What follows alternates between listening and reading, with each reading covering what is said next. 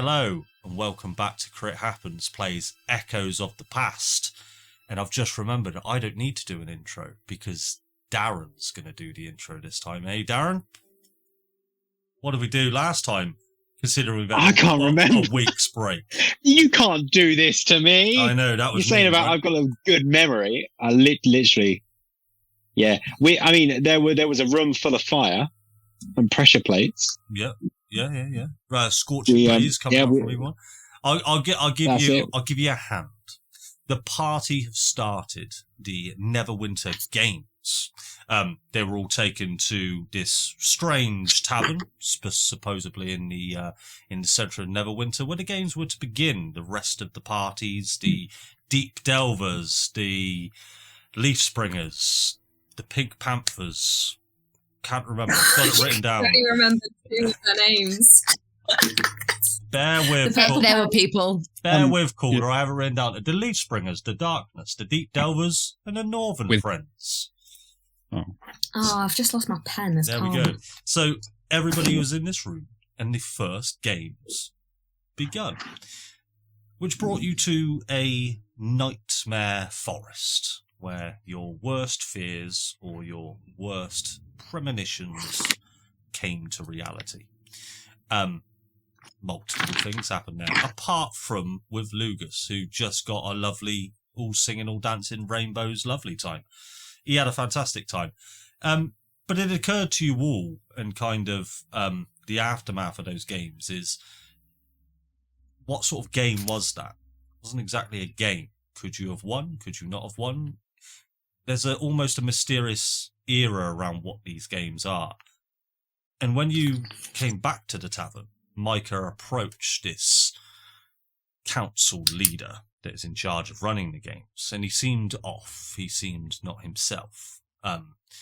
Flopsy saw into the ethereal realm and saw something is not quite right with whatever is happening with this council member.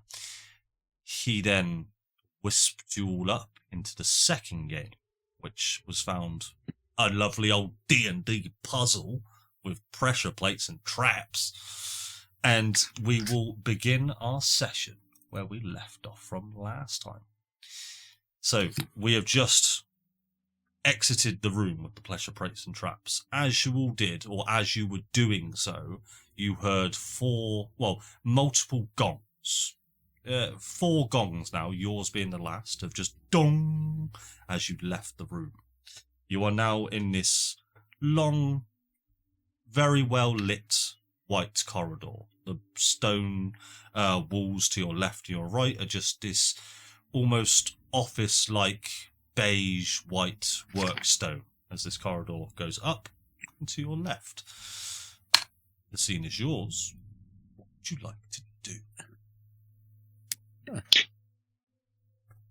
Julius is just dusting all of the ash off of himself after getting blasted multiple times from Flopsy, being like, looking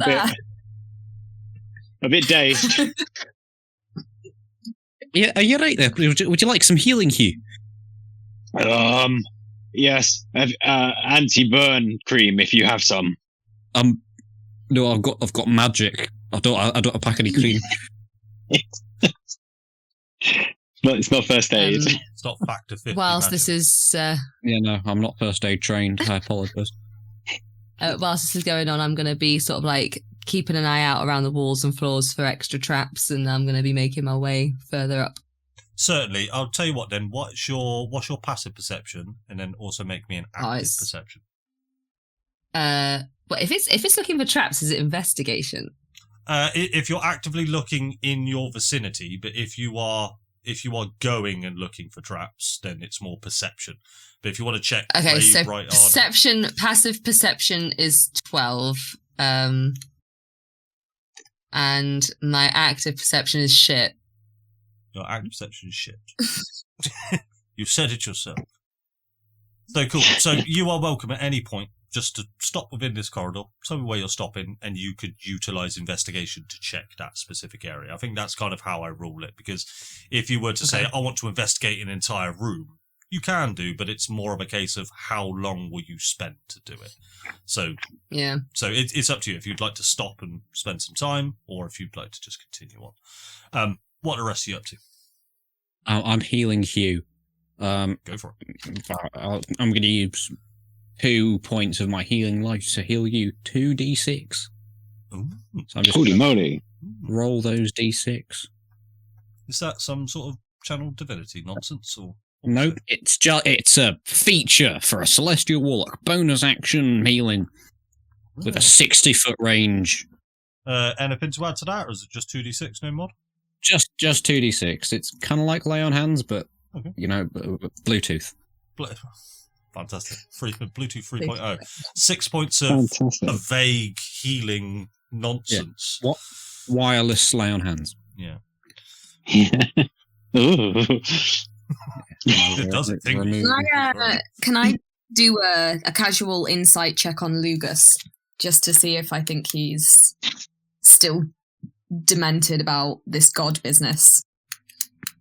Demented? What is? I don't know how to roll What this do you, one. what do you mean, demented? Lugas, roll a persuasion or deception check to see if you can encourage her that you're not demented. Okay. I'll not roll like confusion. Roll confusion. Roll confusion. Did I hit the right one? Ah, yeah. It's against a 15, Lugas. Yeah, roll me your confusion check. Nat 20. Natural 20. Whoa. What are you on? Please tell us what Julius would see in Lugas's face right now. Just, I don't know how I would describe pure bafflement on a squirrel. I didn't tell you I was checking if you were demented. I know, yeah. I was told to roll persuasion or deception. I guess you see pure innocence and undementedness. I don't know if I'm not actively. He's looking pretty normal, Julius. He is in a calm state. That kind of thing. My god tasked me to find the Wagyu man in the high mountains. The Wagyu man. Should have said that in the recap. Yeah, good looking up, good remembering. I know. I'm fucking amazing. I'm going to be keeping an eye around the corner, see what's down there. Yeah, cool. So as you sort of peer around the corner, you see the corridor does stretch on for a little bit, but then opens up into a larger room, much like the room that you were just in before. But from where you are, no. Well, I suppose from where you are, right at the back wall, you see this almost like grey aged plaque, much like the plaque that you saw in the previous room that had the map that was switched. Oh no. Okay.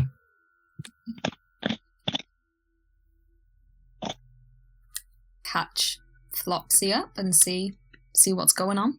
Oh wait, where am I? Everyone's gone. I am not stepping into the room, but I do want to look into what is going on in the room. Yep, so I'll tell you what then. Well, I suppose it is. Roll me an investigation check for just where you are, just to see how safe you are entering into the room. It's you are with a natural. My passive perception, my passive investigation's 15, but I rolled a nat 1. But with a nat 1, you are Yeah. fully confident that this room, zero traps. Whatsoever, zero traps. But just looking around the room, you see it's a very, very blank, nothing in this room whatsoever, apart from just this plaque on the wall. And from here, you can see that there is writing scrawled on it, but you can't quite read it from where you are. I can't see any traps, but there's that plaque over there. That seems to be the only thing that's remotely different here. Nope. Not doing it. If you need me, I'll be cheating and using my claiming speed to cling to walls. Yeah, quite happy for you to cling to walls. You sort of cling into this one here. Hey, I'll be like 5 feet up. Yeah, completely fine. Lugas, go round and see what the plaque says on the other wall. Alright. I will, I guess. So is it sort of there? Right, yeah, right in the centre, right here. Oh, okay. I didn't know that was the centre. Sure, I will. No, I guess cling to cling to this bottom wall and sort of like shimmy my way across. Yep, you can get up there, not a problem at all. Until I can properly see the plaque. Cool. So what I'll do is I'll move you to there. Hey. You are still clinging to the wall, and what you read is: the key is found within your head. Use the key to paint me red. Be aware of what you spurn, for what you give shall be returned. And you see, from just as you now enter the room, there is a door to sort of, as you came in, over sort of a U-turn, and there is just beside the door this stone dais that looks almost like a bird table, but looks like you could put something within it. Okay. Julia's just entered the room. I'm gonna see if I set on fire. You are currently not on fire. Oh, good. Fantastic news. I'm usually on fire. It's talking about the key being in our heads and painting something red and... Oh, that rhymed. As things we spur will be returned. I don't think there are any other points than that. Would you like me to read it again? If I go over and take a look, please. Can you remind us what it says? Hey, I'll have another look at it now. But just as you put your spectacles on, just to read it even clearer. Tiny adorable spectacles. The key is found within your head. Use the key to paint me red. Be aware of what you spurn, for what you give shall be returned. And there's like a bird bath. Yeah, that's the best way of describing it. Just sort of a stone dais, just whatever you call it. Be aware of what you spurn. For what you give shall be returned. Can I grab one of my daggers? Oh yeah. From my belt. Did you also immediately think blood ritual? Yeah. We can smash our heads open. I'm just gonna. For what you give me. That's your hand, not your head. That's your hand, not your head. My blood's in my head. So as you slice your hand, do it. Roll me a d4 just to see how much blood you will spill. Why didn't you say? I've been rolling like shit all day, so I can guarantee that this is the one time that I roll a 4. Yep. You take 4 points of slashing or piercing, depending on how you want to do it. But you now have a handful of cold or warm blood just sort of pulsing out from you now. What would you like to do with it? I'm holding it over the bird bath and letting it spill into it. Lovely. As you I don't want blood to be returned. As you do that, the door, that's probably worth mentioning now, it's this large wooden door. It looks kind of normal, but as you look at it just a little bit more, you see almost this illusionary type working within it. It's almost waving. And you see the door itself starts to almost melt within you and seep into the ground towards this stone dais. And as it does reveal the passageway. But it coagulates and merges itself with the blood. And from within that blood, this figure starts to form in front of you, which looks an awful lot like you, Flopsy. And I would like you all to roll initiative. Oh, thank you. God, that wasn't you. Now, here's the other question. I'm on 19 health. Is it also on 19 health? No, yes, I was just about to ask that. 19 health, yeah? Yep. I'm not going to say it's on 19 health, but I'm going to say something happened. No. Oh no, not dark, Flopsy. Yeah, it was just a stupid thing. Come on. Dark Flopsy. Dark Flopsy. It's like Dark Link, Dark isn't it? Dark, Let me dark go ahead. Flopsy. Which one's the real Flopsy? It's pretty. So as this sort of amalgamation of blood and sort of this illusionary type door that's just sort of melted, it has the figure of Flopsy and the sort of the facial features, but you can easily tell that this is an evil manifestation. It's not like it's a complete doppelganger. So you're very aware which one's which. Okay. And if you are struggling, just ask me and I'll tell you. Lugas, it is over to you. Is it? I'm assuming it's the top one. It's the top one. Okay. I'll tell you what. I'll put I will. I'll put the thing on for you. I would. I can't move. You can't move. Why? The game is paused. Oh, it be paused, Captain. No, it's not paused. Hey. Got you. Okay. 5, 10, 15, 20. Haha! I'll cast a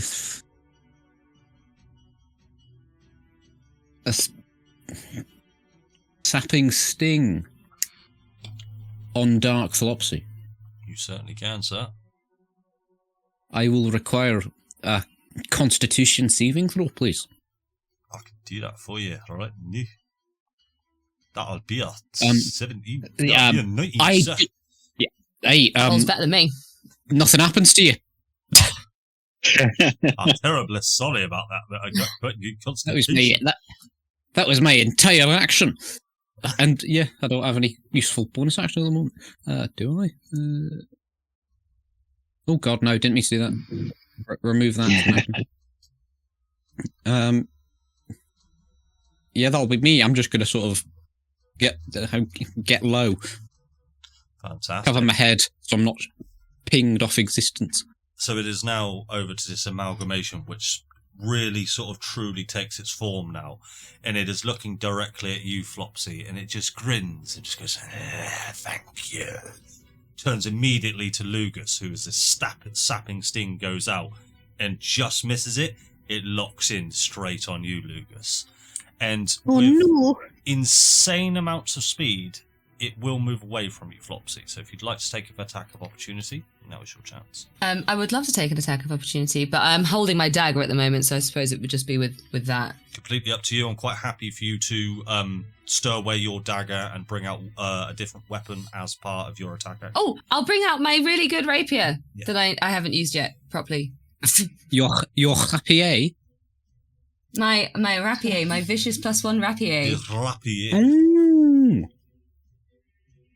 So take that attack. Normal.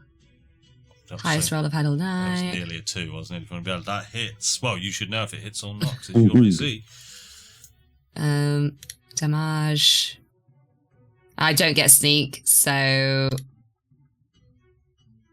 yeah, that sounds about right for me. 7 points of damage. Nice. It is looking At least it wasn't a 1. It's true. true. So, he will now, this sort of amalgamation now will sprint over to you, Lugas, but with exceptional speed. Faster than you've ever seen Flopsy run before. What can Flopsy do, eh? Oh, look, I've got a vicious rapier. That's nice, isn't it? Let's have a look.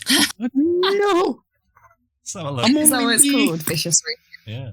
Vicious rapier, yeah. That'll No. be a 22 to hit, Lugas. My tiny body. Yeah, that hits.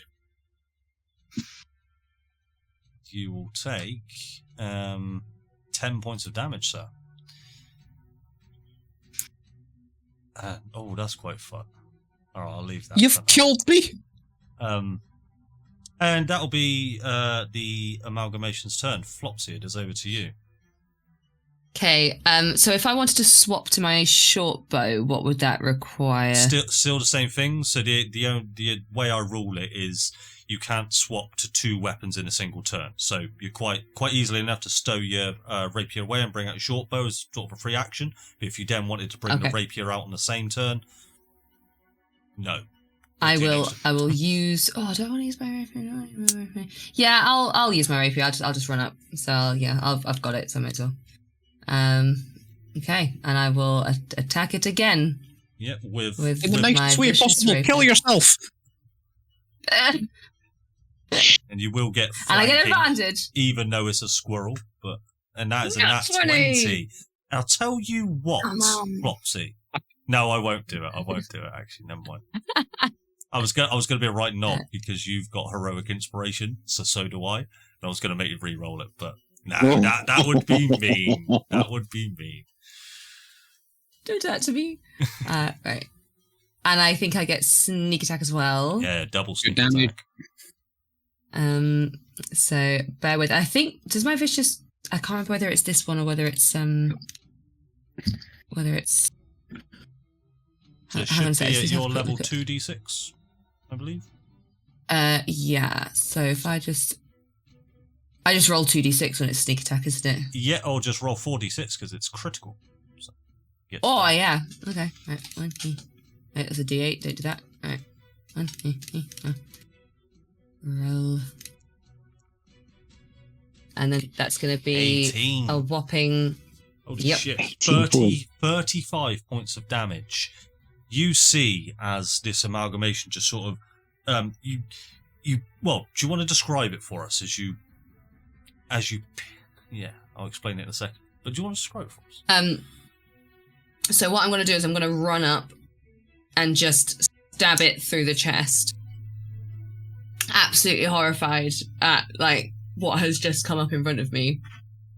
But knowing that it's hit Lugas, and I'm just going to twist it right in its chest area. So and then pull it out. And as you do, you almost build this crater in its chest as you sort of pull it out. The skin and sort of flesh that you would expect to come out is more just pouring out coagulated blood onto the floor.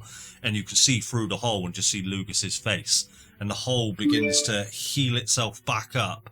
And where it just had 2 normal limbs, it now grows 2 other normal limbs and just has 4 going. And it grows an extra eye and heals itself back up to...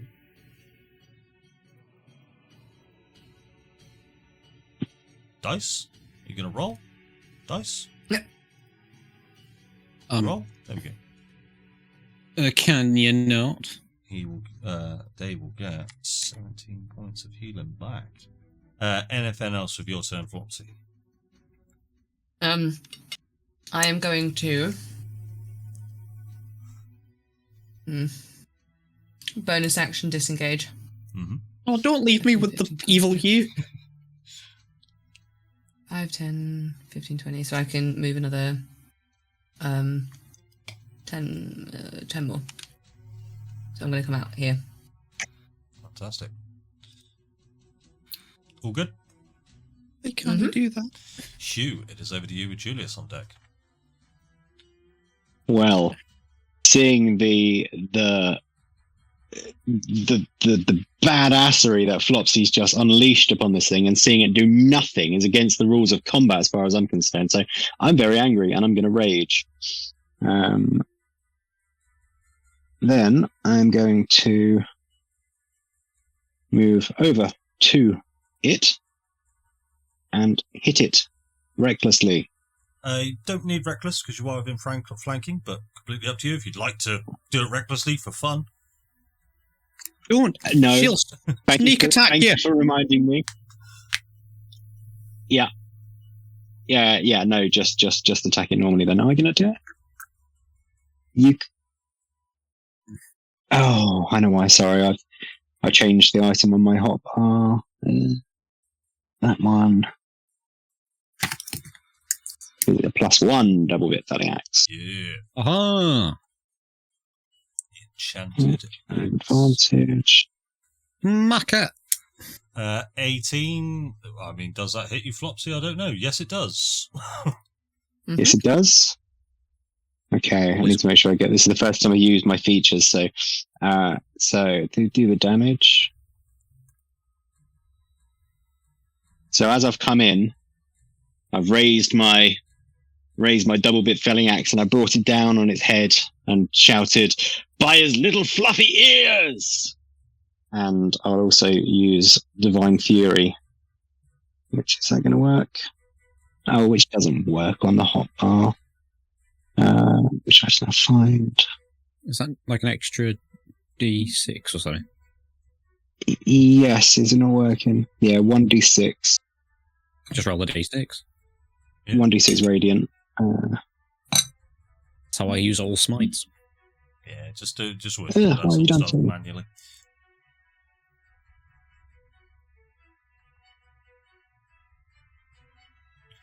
Or an points. extra 4. Yep, so I'll apply that. And then 4 more. Looking super hurt this time. So as you bring the felon axe round, you're sort of carving into it, and flesh is just hitting the floor, but it just doesn't seem to care. It's just going, and this more of the sort of coagulated blood just begins to come fill in the gaps that you're sort of hewing off of it. Anything else, sir? And I'll just say, I'll keep it busy. Figure it out. Julius, over to you. Take it out. So I'm last in the initiative, and I feel like while this has all been going on, Julius has just been staring at the plaque like, turns around. Holy shit. There's like a mutant Flopsy with 2 arms and an extra and 4 arms and an extra eye. Yeah, it appears So the first thing I'm puzzle gonna has do is been solved. Oh shit. I'm gonna run over. Sorry, my phantom's really slow, guys. I'm gonna sprint over, short sword in one hand, dagger in the other. And I'm gonna like stand over Lugas. Be careful not to tread on him. And I'm gonna try and hit Dark Flopsy with advantage. Come on, be kind.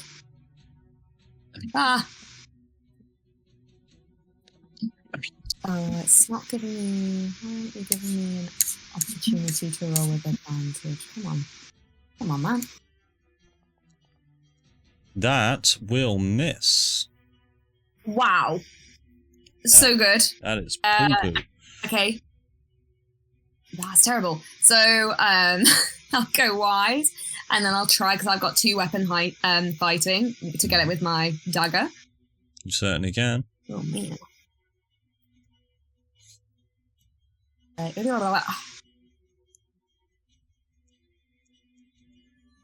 That is also poo-poo, and it will miss. Okay, I think I'm cursed by Foundry because Orion's rolls are horrible, and so are Julius's. You are. I don't think I can do anything else, actually. Wait, do I have inspiration? I don't think I do. Bardic Inspiration, Wow, if you yeah. wish to give it, but that's about all.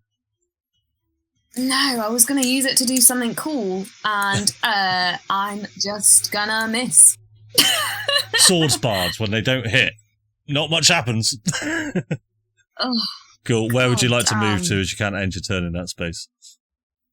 oh yeah, sorry. I'll go. I'll just move.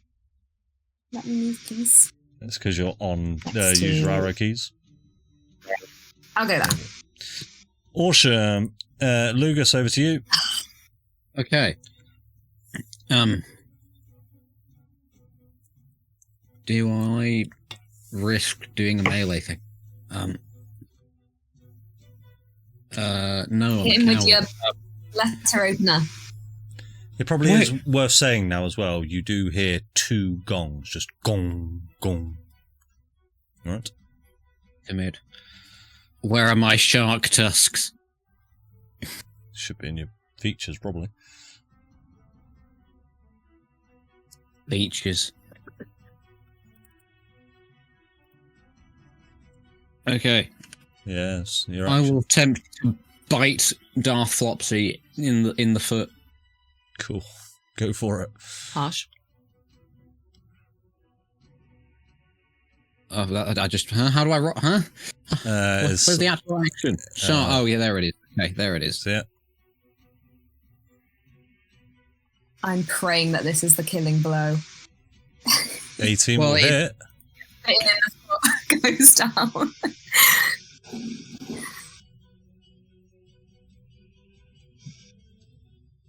And that will be 9 points of damage. Please describe how you take it to stage 3, essentially.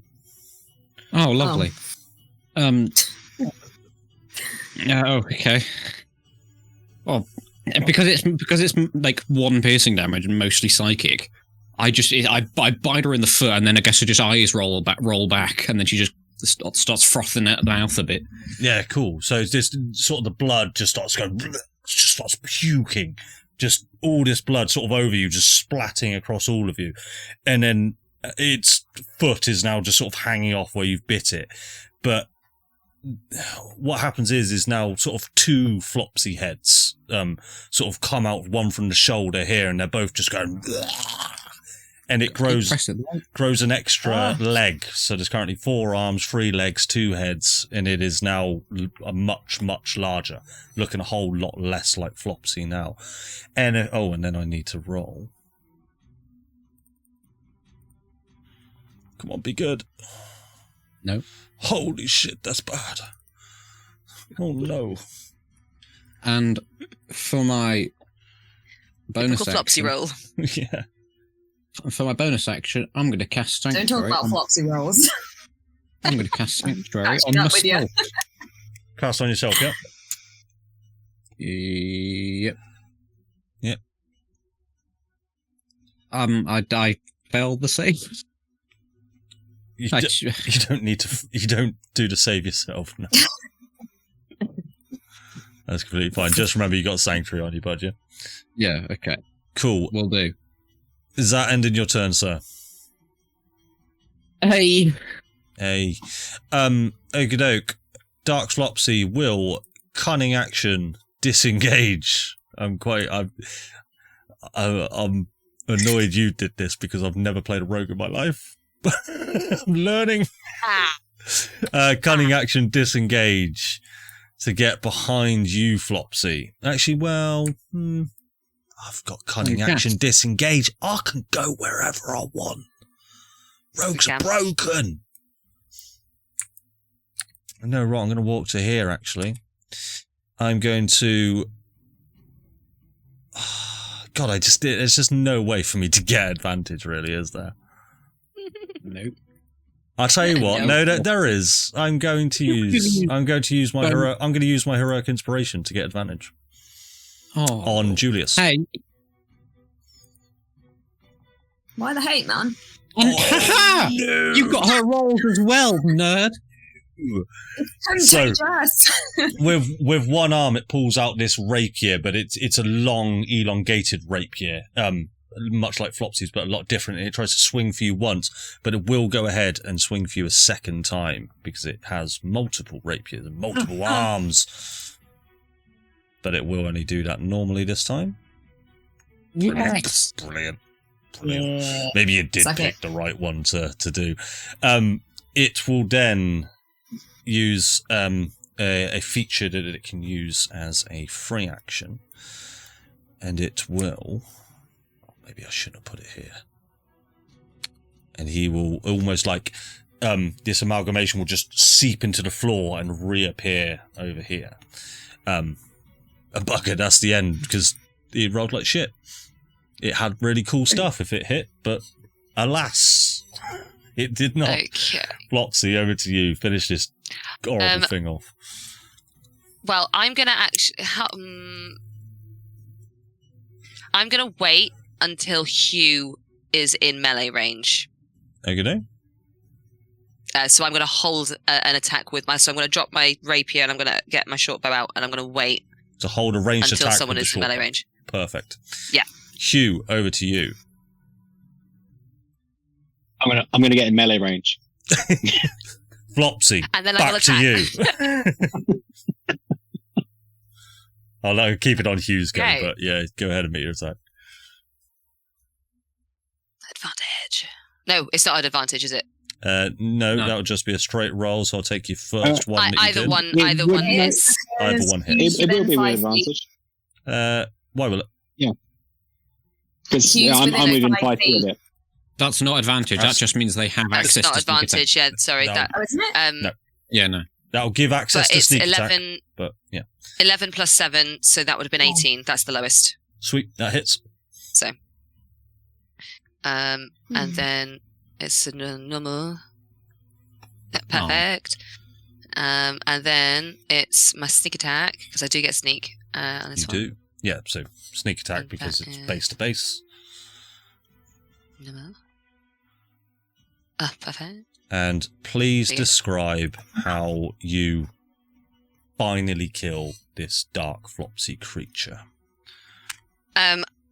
I will get my short bow out, and I will hear a voice in my head saying "between the eyes," and I will just aim down the shaft of the arrow and just let loose like Merida from Brave. Ooh. As the arrow wiggles its way over and hits it square between the eyes And Hew, as it was your turn, of one of and its you- many heads. Yes, very much. You sort of pierce it through one head and it goes straight out the other, and sort of it just. And Hew, as it was your turn getting into melee range, do you want to combo that up with anything? Oh, hells yeah. Yeah. I mean, an upward swing of the axe. Just cleave it. You said it had multiple legs? 3 legs, 4 arms, 2 heads. 3 legs?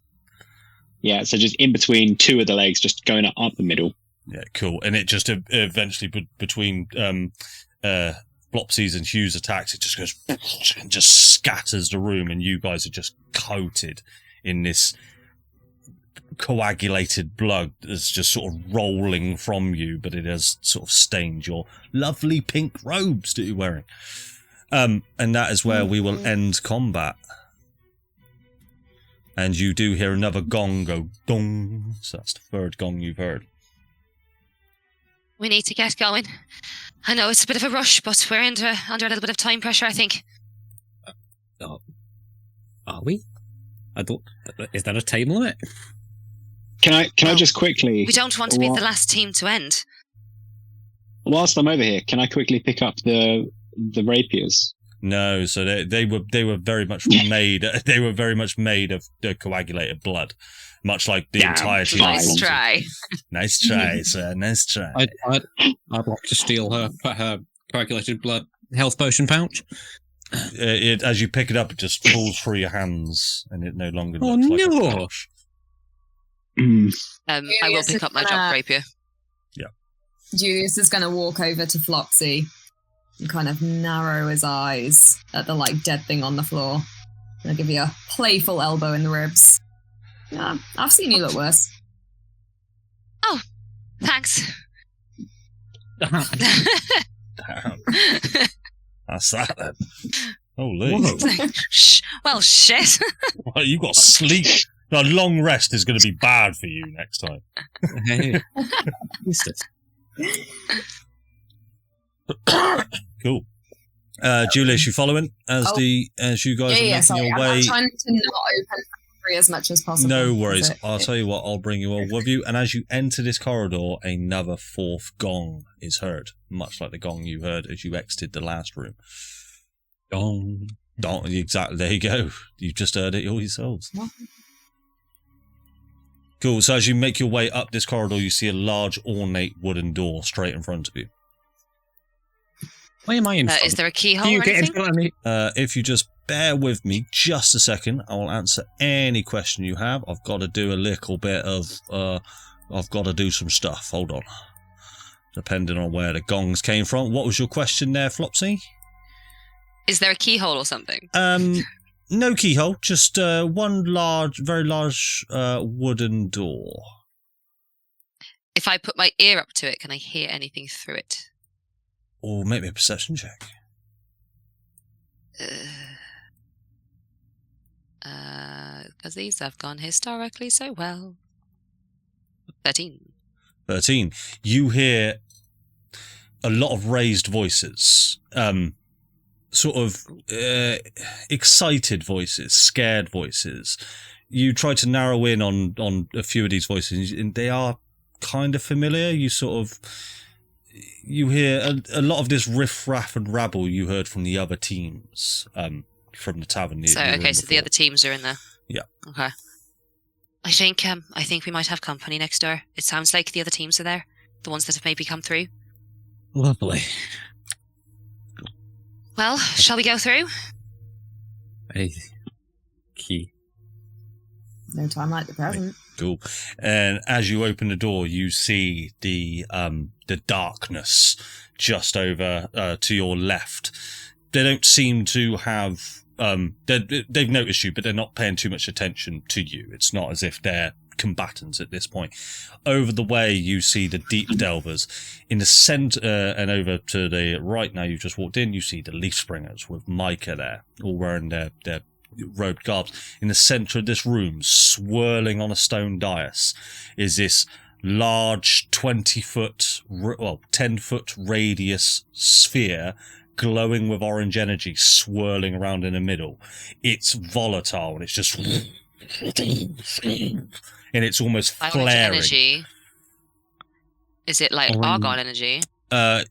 You guys would instantly not recognise this, as this is different from what you've seen, but from everything that you've read and that you've heard about, you get the sense this could be an argon core. Oh, no, yummy. No, not yummy.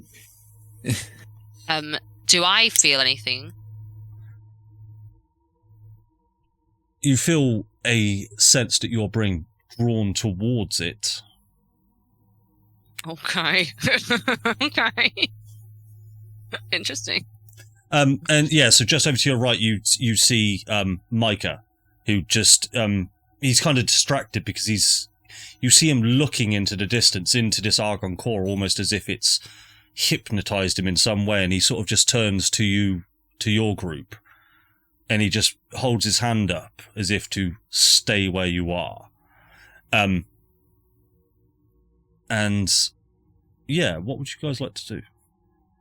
So just out of interest, these black things here are like sort of 5 foot tall ledges, sort of mounds that you could take half cover behind or crouch down to take full cover, etc. I'm always at full cover. Or you are always full cover, yeah. Yeah, you don't even see the argon core right now, mate. What are the state of the other teams? The state of the other teams. Roll me a perception check. Yes. Oh, I'd like to take... Please tell me Micah's singed. Tell you what, I'll roll a luck check. Fine. I'll roll a luck check for you. So That's not good. No, Micah doesn't appear to be singed whatsoever. With an 8, you get the general consensus that the rest of the people that you're seeing here are in pretty good standing. None of them appear to be that injured too much. You do notice that on the Leaf Springers, the chap you were introduced to as Glenn, this one here, appears to be walking with a bit of a limp. There's a team missing. No, there isn't. I promise you. No, the Northern Friends haven't arrived yet. Oh. No, they're at the top. No, Yeah. I see 3 of them.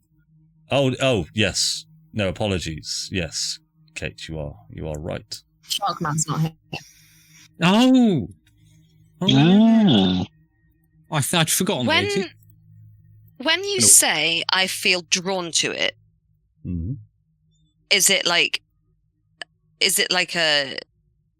Do I hear any voices? Do I feel compelled to go near it? Or is it more that... Not right now. You're okay at the moment. You are feeling this sense of, as with anything, just like when you saw that argon battery, you were almost compelled to take it, and that feeling of that you needed to consume it. That feeling is present, but nothing that is compelling you against your will, if anything. No voices, no nothing like that right now. Okay. Gonna go and stand right next to Flopsy. We'll just keep an eye on her. All right. I suppose it is at this point, as a few moments pass, you will see the other team. Because I forgot to move them. Hello. Oh, hello, we're late. and they come on, they look not okay. fast. So yeah, it's sort of it's a tense situation. So yeah, please, scene is yours, but be quick about it. I'll glance over at Micah, because he seems like the most friendly one that we've met. And like, what's happening? I have no idea. But do you know what that is? That's an argon core. That's not even supposed to be possible. This is just above the table. The thing, the balls that Flopsy was ingesting, were they argon cores or they were fragments? Definitely what you know. You've no idea, really. It definitely didn't look like this. This is a bigger, large sphere. This is almost like, if you had to hazard a guess, you would, in your mind, you would feel what Flopsy consumed within her was just a small fraction of whatever this thing is.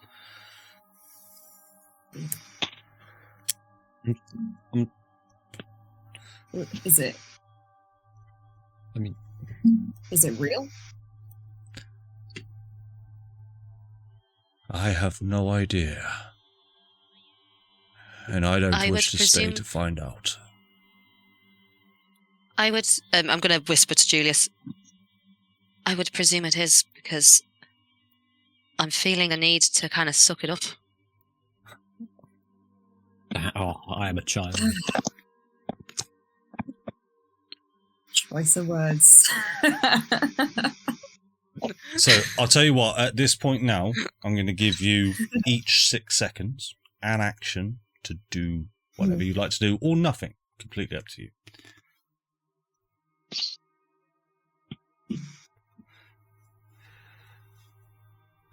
So, I guess... Well, yeah, I guess we'll start. I will. Okay. Can I chug a potion of healing? Certainly. You could do that as your bonus action, and you can still do something else. And then... So 2d4 plus 2, I believe. Off. 2d4 plus 2, I was right. And that work? Yeah. Or have I healed somebody else? I know. There we go. I got it. I have to press the button in this one. Oh, cool.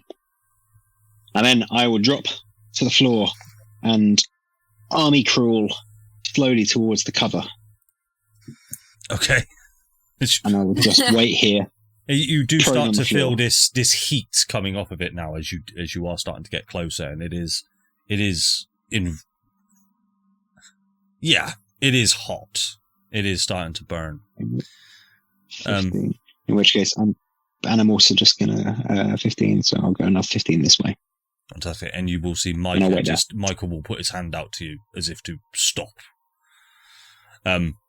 Cool. Lugas, what are you up to? I mean,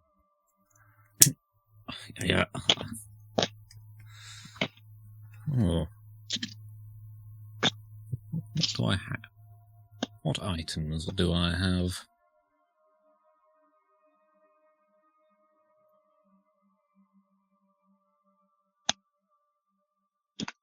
No, I won't. I won't be a dickhead. I'm just gonna, I guess, catch up with Hew. All right. I think that's what I really want to do. I was debating whether or not to throw some sand in one of the darkness's face, but I thought I wouldn't rather. It's up to you if you want to make them mad. Julius, over to you. Not yet. I'll like kind of link arms, I guess, with Flopsy, and kind of go over to like near where the other two guys are. The nice one has if arrived. she's with me. It's up to her. Let me get out Foundry Star because it makes me real laggy. And I'll just say, let's just see what happens. Not eating that Watching one. and waiting. Smartest thing, yeah. Flopsy, what would you like to do? I'm going to move a little closer next to Julius. And I'm going to do that thing that I did in the classy toilets of the council building. And I'm going to try and see if I can hear...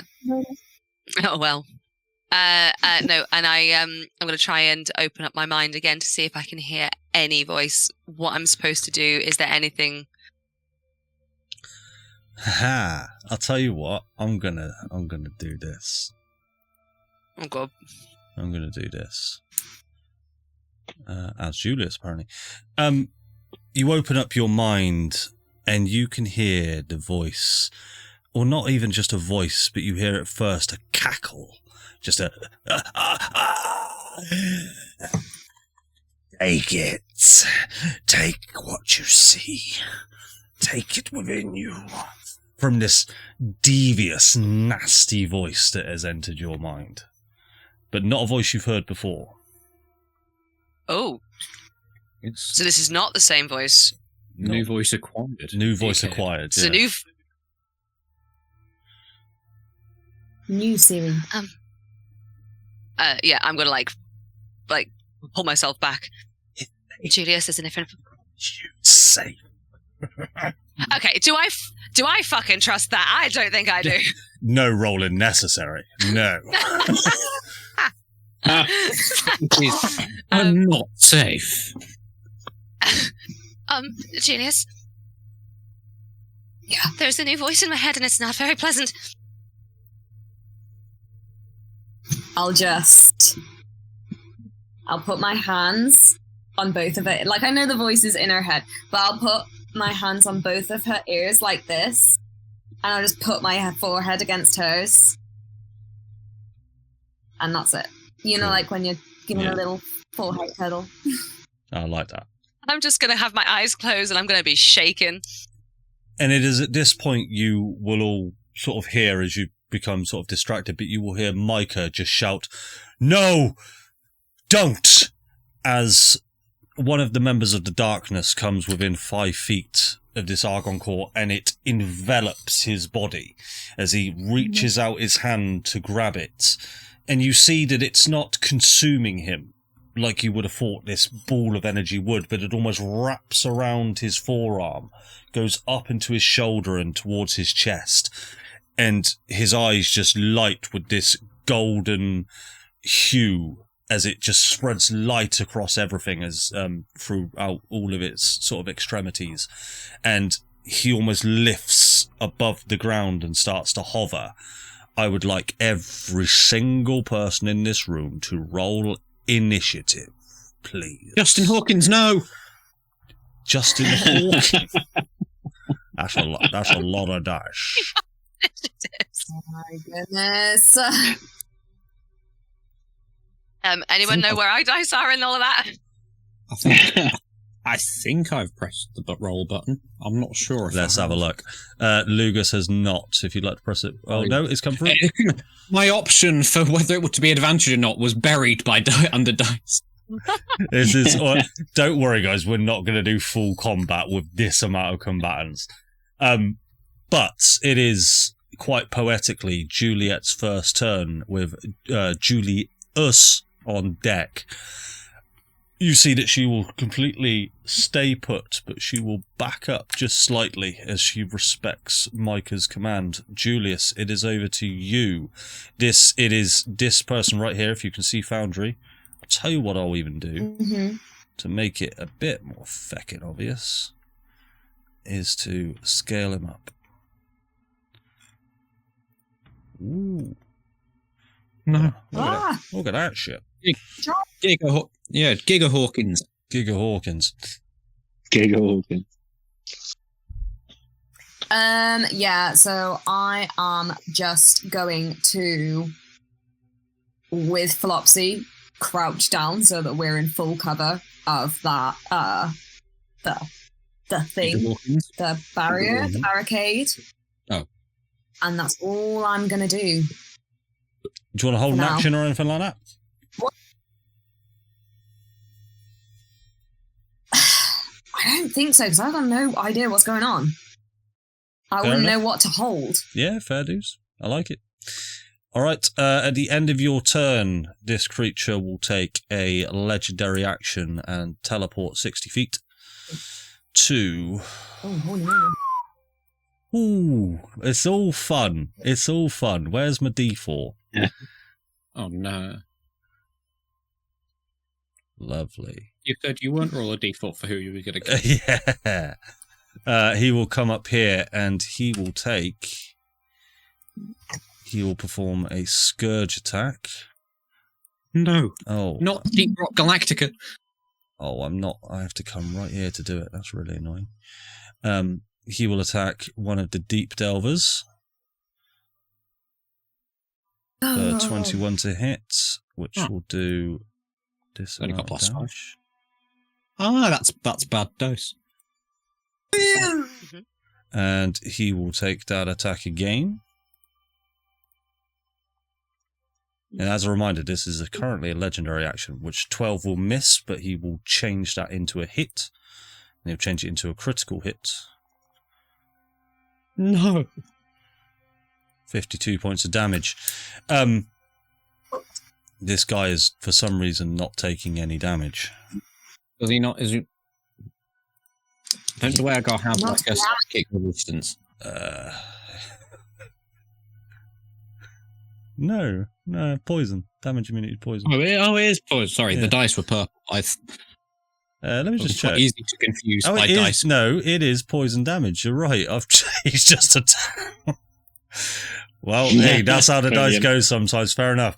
But what you see is this creature it floats within the air, just sort of pulsing itself with this argon energy as it sort of just consumed him. And within a flash of light, it just teleports instantly over to behind one of the Deep Delvers, and it just plunges its hand into what's this guy's name? Brammon's back, and you see this hand come out from the chest of Brammond and then get pulled back. Doesn't appear to be down, but he is very badly injured. It is over to this creature now, who will he'll say, Micah, we need to stop this. And he will come here. Mal, which is, I believe, this one. Yes, it is. It is actually his turn now, so he'll roll D4.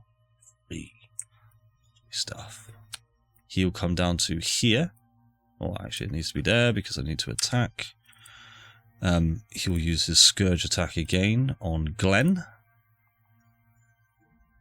for 15, which he will change into just a hit because I can't do a critical again. Glenn is... That token looked like it disappeared because it's a monster token. Glenn is currently, as it pulls its hand through Glenn's skull and pulls it back, the limp body of Glenn just falls to the floor and is now unconscious. The creature is then going to attempt to attack Micah with another Scourge attack. No. Nat 20. No. Critical. No. No. Not Micah. He's the only one we like. No. For 42 My only points friend. of damage. It's fine. He's a barbarian. If he's raging, it should be okay. And if Drummond He's didn't die, not. he should be fine. He's It currently hasn't been his turn. he's He currently hasn't started raging yet. he's currently not raging. Would anyone be honest with me? Would anyone be currently looking in Micah's direction? Do remember, this is not sort of 6 seconds, 6 seconds, 6 seconds. What are you all guys sort of paying attention to? Is anyone paying attention to Micah? Is my question. My eyes are closed and I'm shivering, so no. I'm laying down behind a 5-foot wall. Yeah, I was going to say we crouched down to get Okay. to hide, so I don't think we can see him. What I'll say is you hear this sort of death curl screams of Glenn, this hobgoblin, this hardened man that you've seen before, and you hear his body fall unconscious, and you hear it go for another attack, what you feel could be Micah in sort of that area. You don't hear any kind of scream or anything like that. That's what I'll say. It is now over to this one here, who is... And he's part of that team, so he will stay where he is. Hew, it is over to you. Well, I guess I spent half my movement standing up. Yeah, that's fine. You do you, dude. This is more it's more narrative up to a point. All right, so just you tell me what you want to do. Okay, so I'd like to look over the wall and obviously see. So has the attack been made against Micah in this instance? Yes, because of logic. So yeah. That's fine. So what is the status? So this currently Micah? Looks perfectly fine.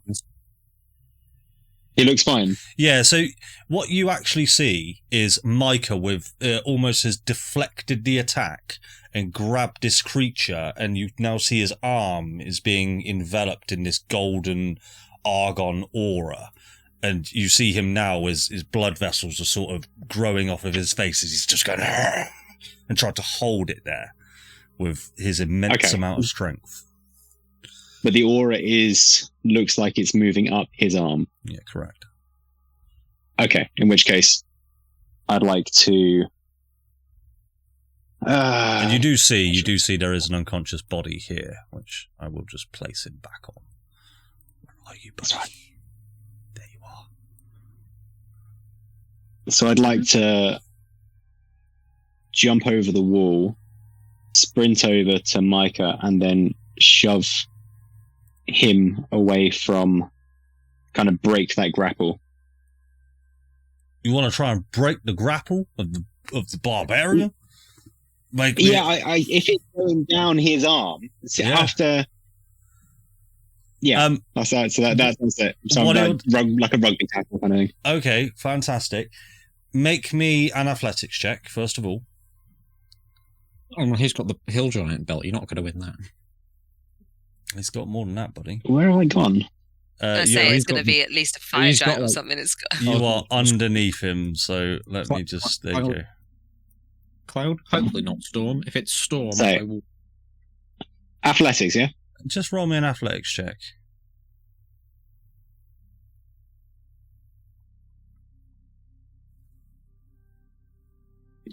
12, okay.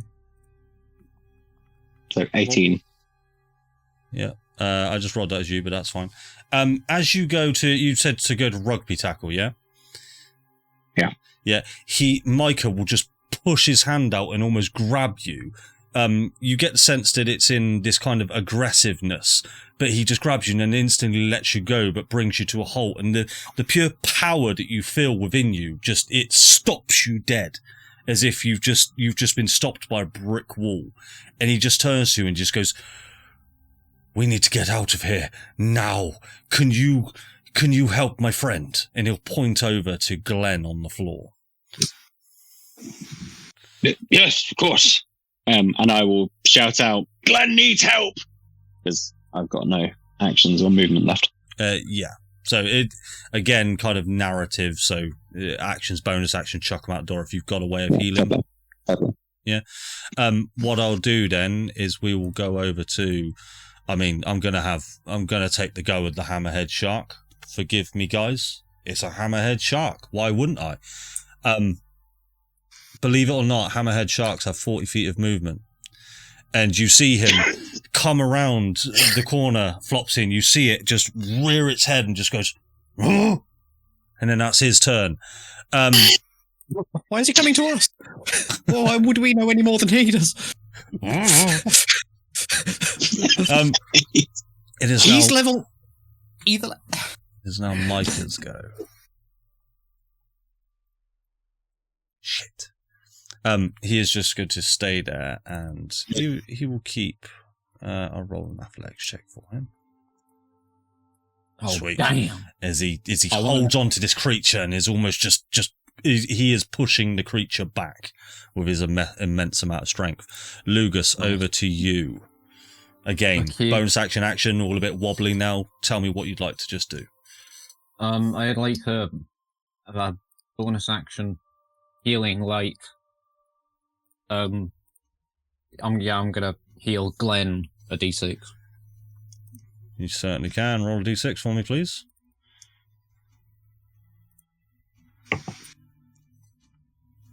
1. I'll do my other. I'll do both. All right. Get Don't some be sort. another one. Thanks. 2. Better. He's on 3. That's going to make a massive difference. As he comes back to consciousness and just goes, oh, thanks. I'm level 3. It's the best I've got. Okay. We're then going to come over to you, Flopsy. Okay, I mean, I was. Oh, So I've sorry. got- Sorry, Lugas. I apologise. Anything else you'd like to do? That's just my bonus action. I do apologise. That was my bad.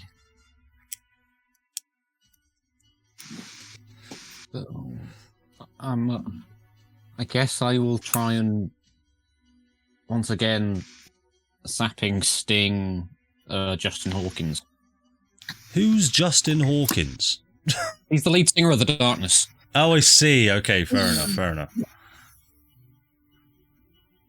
Sap and sting him. I'm sorry, how does Adam know that and you don't? I felt a little bit That's of embarrassment. completely I'm going to wrong. be really honest. Yeah. You want this guy to make a DC 50 con check, yeah? Yes, please. That will be a 13, which he'll use a legendary resistance to negate. Okay. And I as, helped. He's now down. Oh fuck! and as he does that, he will. What does your sap and sting look like? Is it a projectile? It's more of a fort, isn't it? Yeah, it's me using more psychic stuff, I imagine. Yeah. So, you get the sense that it sort of hits him, and he just sort of absorbs it, and this argon energy just goes, just blasts from his mouth. Can you make a DC 50 Constitution saving throw for me, please? Probably not, if I'm being at all honest. Please. 2. No, I can't. No, so roll your sap and sting damage then, please. And I fall prone, because that's the effect it does. Max damage, of course. Oh no, well, I'll take that 4. Yeah, please take the 4. It took it off him in my bad. And you fall prone as well, yeah? Oh, no, sorry, that's too much. Yep, and I am officially prone behind this thing. Fantastic. So we'll say that ends your turn then. So Flopsy, over to you.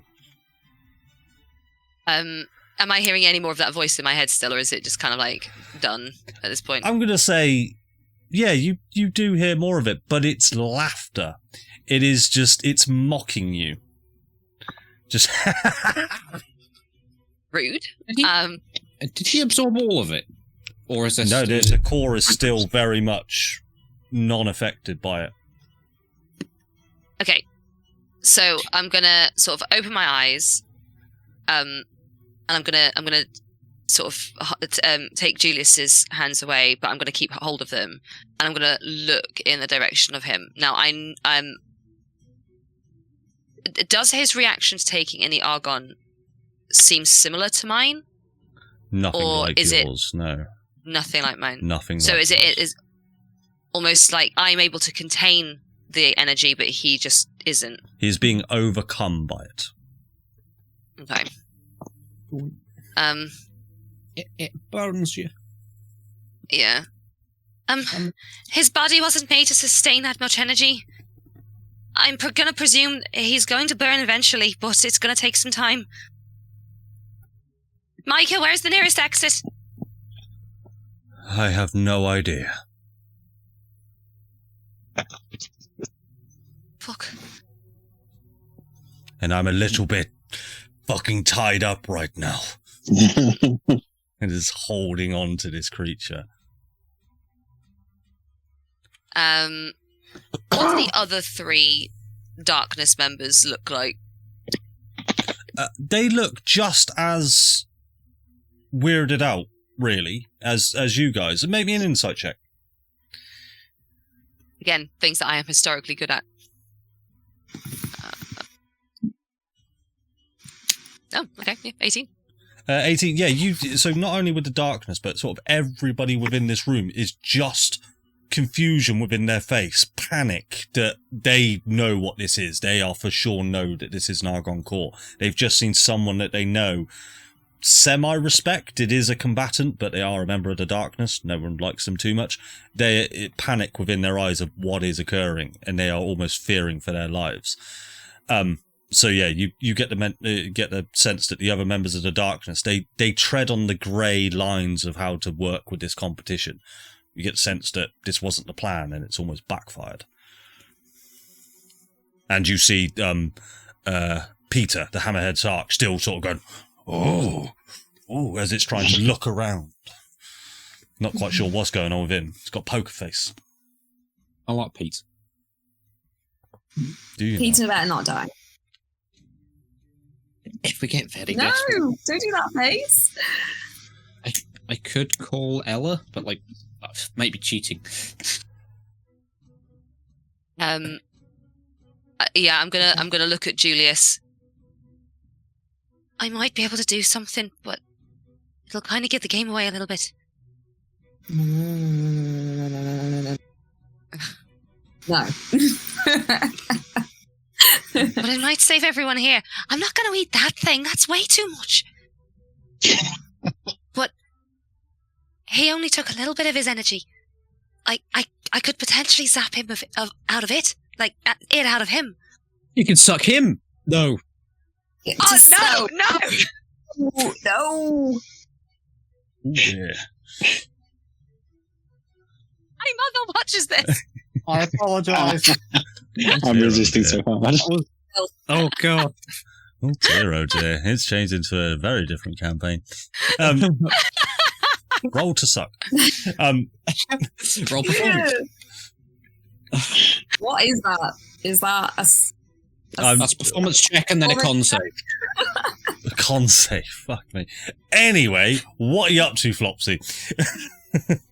I'm gonna be keeping a hold of Julius, and I haven't moved, but I am looking towards the big fat creature and being like, and Julius will be able to see on my face this kind of conflict of I could help here, but that will put me into some considerable danger.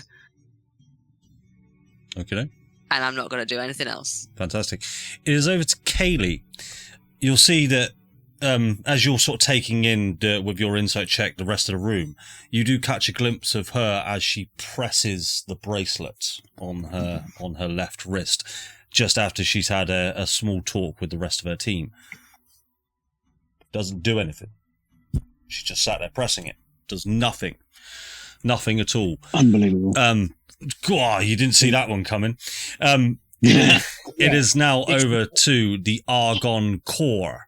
You lucky fuckers, apart from Hew. Everybody roll me a dexterity saving throw. Oh, no, just Hew. Just roll me a dexterity saving throw. Yeah. Oh, here's a question. Am I still raging from the last... I'm going to say you would have raged on your last turn as you attempted to make an athletics check, which you should have made with advantage because you were raging. So I'm going to say you would have done, so you can still be raging. Yeah. Okay, let me just double check something. I think it's danger sense. Can I see anything happening before? Like, can I see it coming? I know what you mean. Yeah, I know what you're doing. Roll a d20, because technically no, but let's see if you can. Above, yes, you see it coming. Almost a premonition, in fact. I'd say use that first save.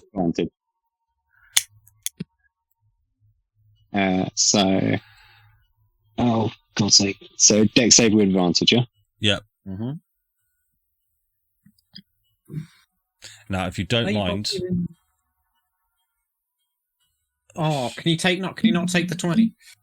What 20? The one that it just rolled over to and then not. If you don't mind, I'm going to roll manually for the rest of the folk, because it might take a bit long in Foundry. All right? Yeah. I'll ask you this question, guys. Where would you like me to start? And I'll move in a clockwise circle. Start from the shark and go around. Start from the shark? Okay. Don't kill the shark. What I'm going to do is I'm I'm going to put them all to 1 health. They haven't taken that much damage. They haven't taken that much damage. I'm just going to let me... down to 1 health. No. He has 180 health. It's just to show me the tokens that have failed, unfortunately. So then we will work all that out afterwards. And I'll tell you yours in a second. Correct.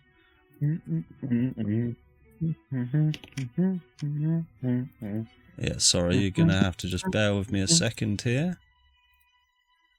The DM regrets putting so many characters into one initiative order. No. This is it. Right. That is. Oh no, poor deep delvers. No, not Deep Rock Lock. They're all dead. What's happening? Hold on. I'd like to point out I don't have 180 hit points. No, you're not taking 180 damage. Don't worry.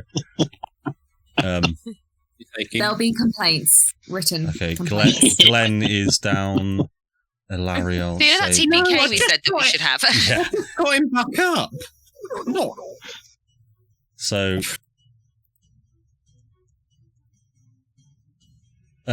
Hew, what was? Oh no! Ooh. Yeah, I'm going to roll 3 more then. Sorry, I thought you saved.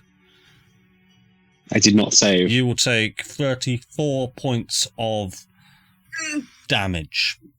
As this Corb, are you down, Hew? Oh yes. Oh yes. Hasn't done more than your maximum hit points, has it?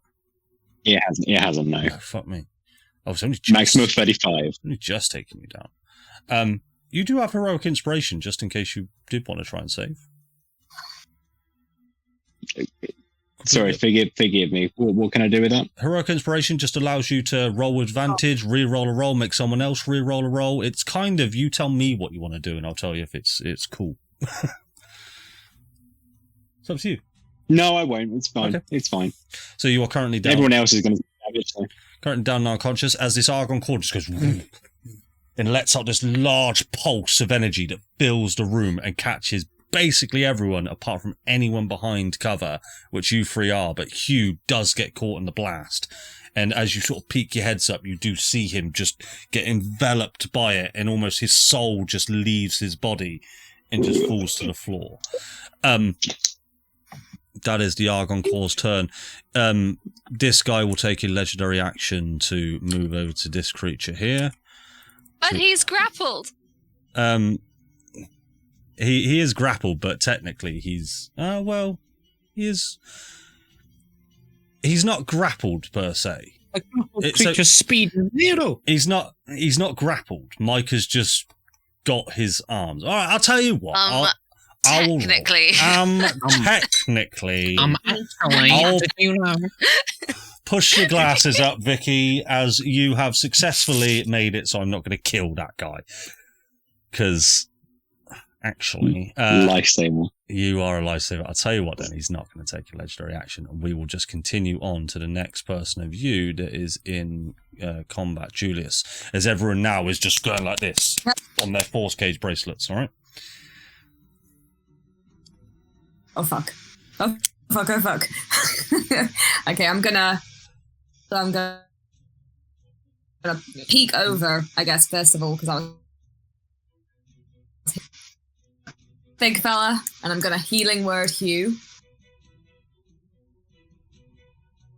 Let me press these. I'll tell you what, just roll the dice for me if you've got them manually in front of you. 2d4 plus 2, I think. I think I do. Oh, I only have. Is it 4? I think I only have 1 d4, so I'll just roll it twice. Hang on. Where's my d4, man? 2d4. The first one is a 2. Is a 4. So it'll be 8, right? 10? Yep. Yep. So that's my action, right? Healing word's bonus action. A bonus action. Amazing. Can I know that Micah was like, get the fuck out of here. So can I look around and see if there's anything noticeable that we can do, interact with, that looks like a way to escape? Make a perception check. Oh no. Okay. Let's try. Come on, baby. What is Julia's perception? Okay. Oh, Sake. 10. A 10. You noticed that every single passageway that you can see within this chamber has a door to it, which was opened. There's one passageway that doesn't have a door, and it's this right up here, if you haven't noticed it already. Right, and just this might be a memory. Well, I wouldn't know, right? Because some of the teams were in there before us, but we didn't see the last team didn't come through that door, right? Like Juliet and the shark. No, I just sort of put them there because I forgot to put them on. But yeah, everybody made their way there before you. That's why you heard the gongs before you lot. Cool. Okay, so what I want to do is, oh my god, this could be a terrible idea, but I'm going to say, everyone go that direction, and I'm gonna point, and can I just flip over here, and I want to grab up the next reaction, but can I grab up my buddy Lugas? So he's not prone. I want to help him out and just pop him on my shoulder, and as long as you're willing, Lugas. Hey, I'm not gonna risk that. I'm gonna grab him up. And then I'm gonna move my movement. I moved 5 feet. What's Julius's movement? I'm so used to not having to check. You're a human, 30. Okay, so I've moved 5, so I can move 25, right? Well, I'm just gonna go to there for now, and just wait because I saw the crazy shit that went off last time. Yep. Now, at the top of the round, which should have been after just before you, everyone who was hit by the blast of the Argon Core is dragged 10 feet towards it. This guy, Hew, you will be dragged. I mean, I'm going to put you. I'll pop you here, but you're technically on the square to your right. All right, so you're not within just range of it yet. Same with this guy. I'll move him there.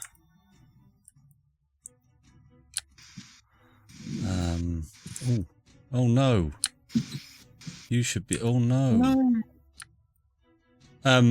So you see everybody that was hit by this blast gets dragged into this core as if they're being magnetically moved towards it. The person you know as Kaylee, could somebody roll me a d20, please? Who would like to roll it? Go on then. I don't want the responsibility. 19. I don't want to use. Kaylee is unfortunately dead. Even after. Oh, fuck. 18. I do apologise. What happened? Kaylee is dragged into the core and consumed, and her whole body is just sucked into it, and Kaylee is unfortunately dead. Who else would like to roll a d20? You're looking for a 20, guys. Oh, Save these people. Don't kill Deep Galactica, man. I can roll one. I'll roll one with my normal. Otherwise, I'm just going to start rolling them, and I roll d20s all day, every day. It's a 10. It's a 10. He has also been consumed as the Argon Core moves, so I can get to the token, and it moves back. So, yeah, these guys have been dragged into it and consumed into this fiery blaze. And you see the rest of the Deep Delvers just looking on in horror as they are now smashing these bracelets. One of them, the chap that you know... Oh no, Ramus, did you move? As he gets dragged in, you see as he hits his bracelet so hard, it just falls off.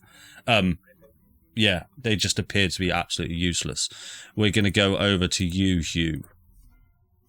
Well, I'll say this guy does move. Juliet will move up to here. Who else didn't get hit by the blast? Yeah, that's about it. Oh no, Hammerhead Shark, he goes to there. Why did you drag him 15? Because he couldn't move 10, so I pushed him 15. Oh. So am I in combat melee range of the big bad? Yeah, you're like underneath it. Oh no. Yeah. Yeah, so I'm gonna have to disengage as I come to and see people fleeing and getting sucked in and evaporated and all kind of bad stuff going on, I'm gonna have to disengage and then like scramble underneath it to try and get behind the wall again. Is this wall low enough to jump? Yeah, you can just sort of clamber over it essentially. Yeah, it comes up to your, sort of your like stomach area. Okay. Yeah, so I'll do that, and then kind of ducking behind it, I'll go over a couple more spaces as I'm aiming to run with the rest of the group. Okay. But can I give a glance back to Micah? Yeah, and as you glance back to him, he is just holding on to this creature now, grappling him as he is. Anything you'd like to say? Give me a belt. Yeah. I'll come back for you as I'm staring at his belt. And he will just say, "Get out of here. This is not right. We need to leave." Yeah, I'm not gonna naysay him. So is there? So I would have been prone anyway, wouldn't I? Because I went down. Mm-hmm. So that's going to be my movement. I'm gonna just narratively say you can make it behind the wall. Yeah. That's a bit loosey goosey in this. Okay, so it is over to Micah, he'll make another athletics check. Well, no, he'll roll his D100 first.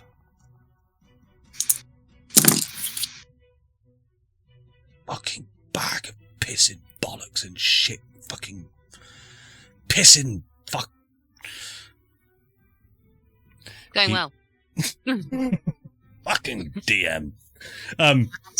As Micah loses grip and this monster is now just able to flow around. Right now you see the glowing energy within this large hulking creature that has been sucked up by the Argon core is now just flaring itself, and it is on the brink of destruction.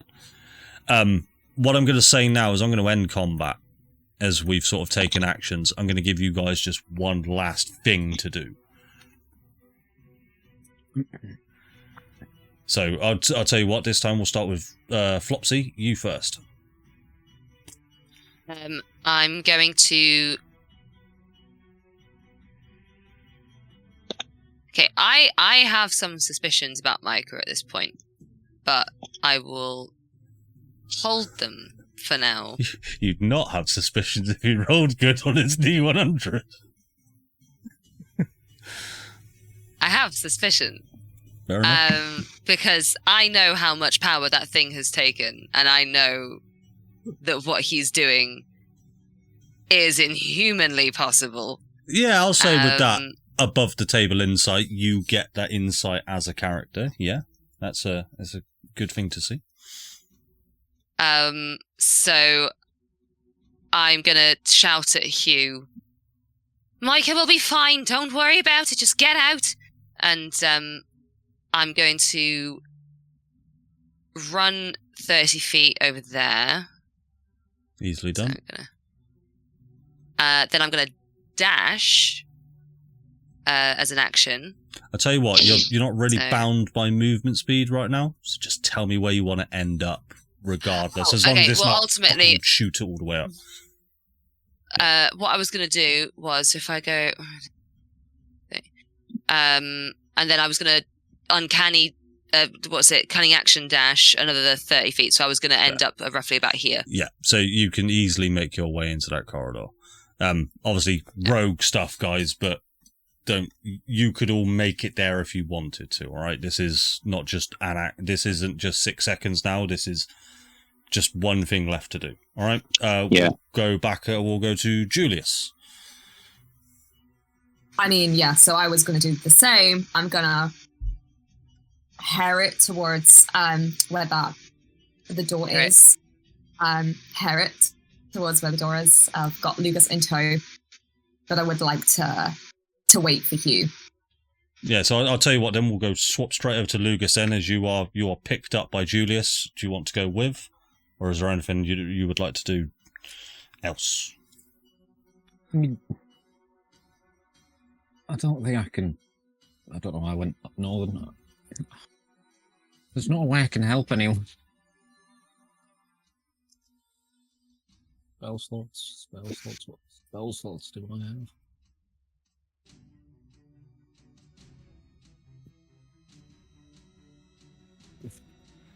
Help Peter as a priority, please. I don't have anything to help. I don't have anything to help Peter with. I mean, the best thing I can do is like attempt to like hold person the Justin Hawkins. Justin Hawkins. Yeah, pretty good. Because I'm being ran over there in someone's hand, so I'm assuming I can just. Yeah, sure. Yeah, I will attempt to cast hold person because even if I do get paralyzed, I'm still going to be held. Fair. Yeah, go for it. I will hold person. Justin Hawkins. Wiz save, yeah? Yes, DC 15. Ooh. Yeah.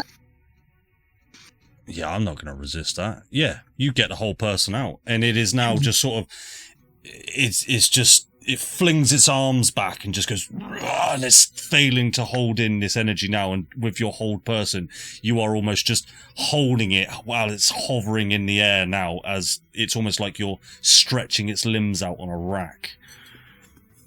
Anything else, sir? Just one question. Why does Glenn have a dead clone? Because I put him to 0 and the token fades out and goes dead. He is technically still there. I'm just going to shout to the other, to the Leaf Springers. Get behind cover, then get out this door. I'll hold him for as long as I can. Cool. What's the range of your hold person? Have you got to stay in range? I mean, what is the range of a hold person, Adam? I can check for you. 60 feet. So you kind of got to stay within 60 feet, haven't you? 65 feet. He is a large creature, and that goes to that square, so I'm going to say 65. If you go to there, you'd be alright. Okay. Yeah, I'll have one paw poke around the corner. Alright, yeah. Cool. Hew. I'm risking my tiny hand for you. So Mal's arms have gone out like this. Yeah. So he's just stretched out, floating kind of in the air. Undefended like this. So I'm going to sprint, leg it as far as I can. But as I'm leaving, can I lob a javelin? Yeah. Do you want to chuck it? Where do you want to chuck it from? It's going to do something. Oh, really? Man. Well, I mean,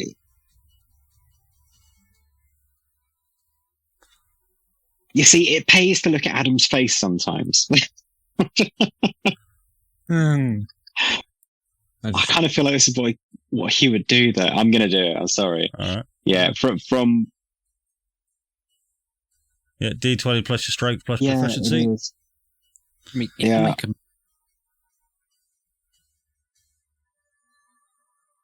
but you are only on like a 24 will hit.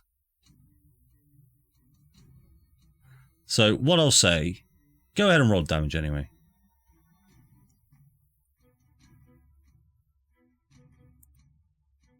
$10 points of damage as this javelin just goes straight into him, and the cracks start to form around his chest as this argon energy starts to just glow out from his chest. You've got seconds to get the fuck out. Yeah, I'm legging it. That was a parting throw. Can those three get the fuck out as well if they've also seen? I'll roll for that in a second. Okay. So I'll tell you what, I'll bang over there. Yeah, Sorry, I know it's not my turn. Can I offer a hand to Juliet as everyone's legging it out?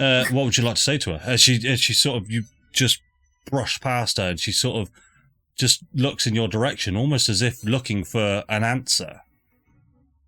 like a solution, if anything. I'm not going to say anything. I'm just going to hold my hand out and like grab hers as tight as I can and like pull her the extra way. Yeah, and you will pull her into safety. Okay, let's resolve some things.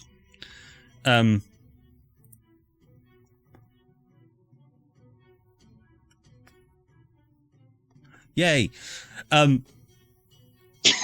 Yay. I'm going to roll my dice manually a second.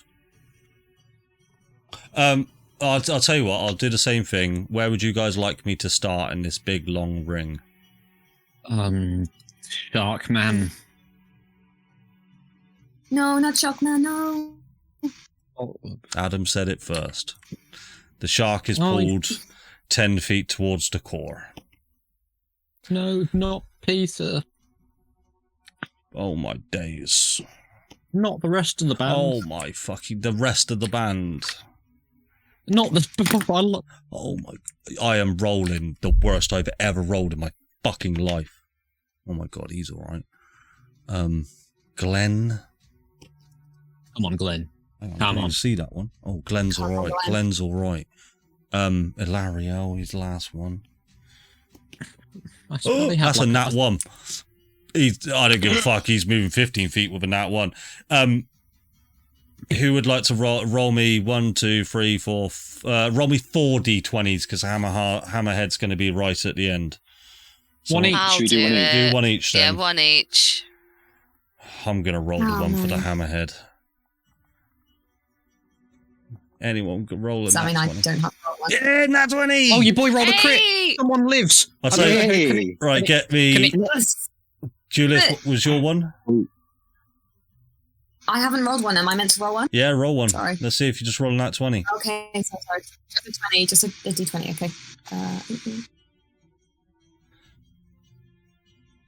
No, sadly. Yeah. I'm going to ask you then, Nine. Lugas. Who do Sorry. you want to save? Oh, this is a decision. Go with your head or go with your heart. I'll roll the last one Your quick. hammerhead. Do I get a nat 20? I don't. I mean, well,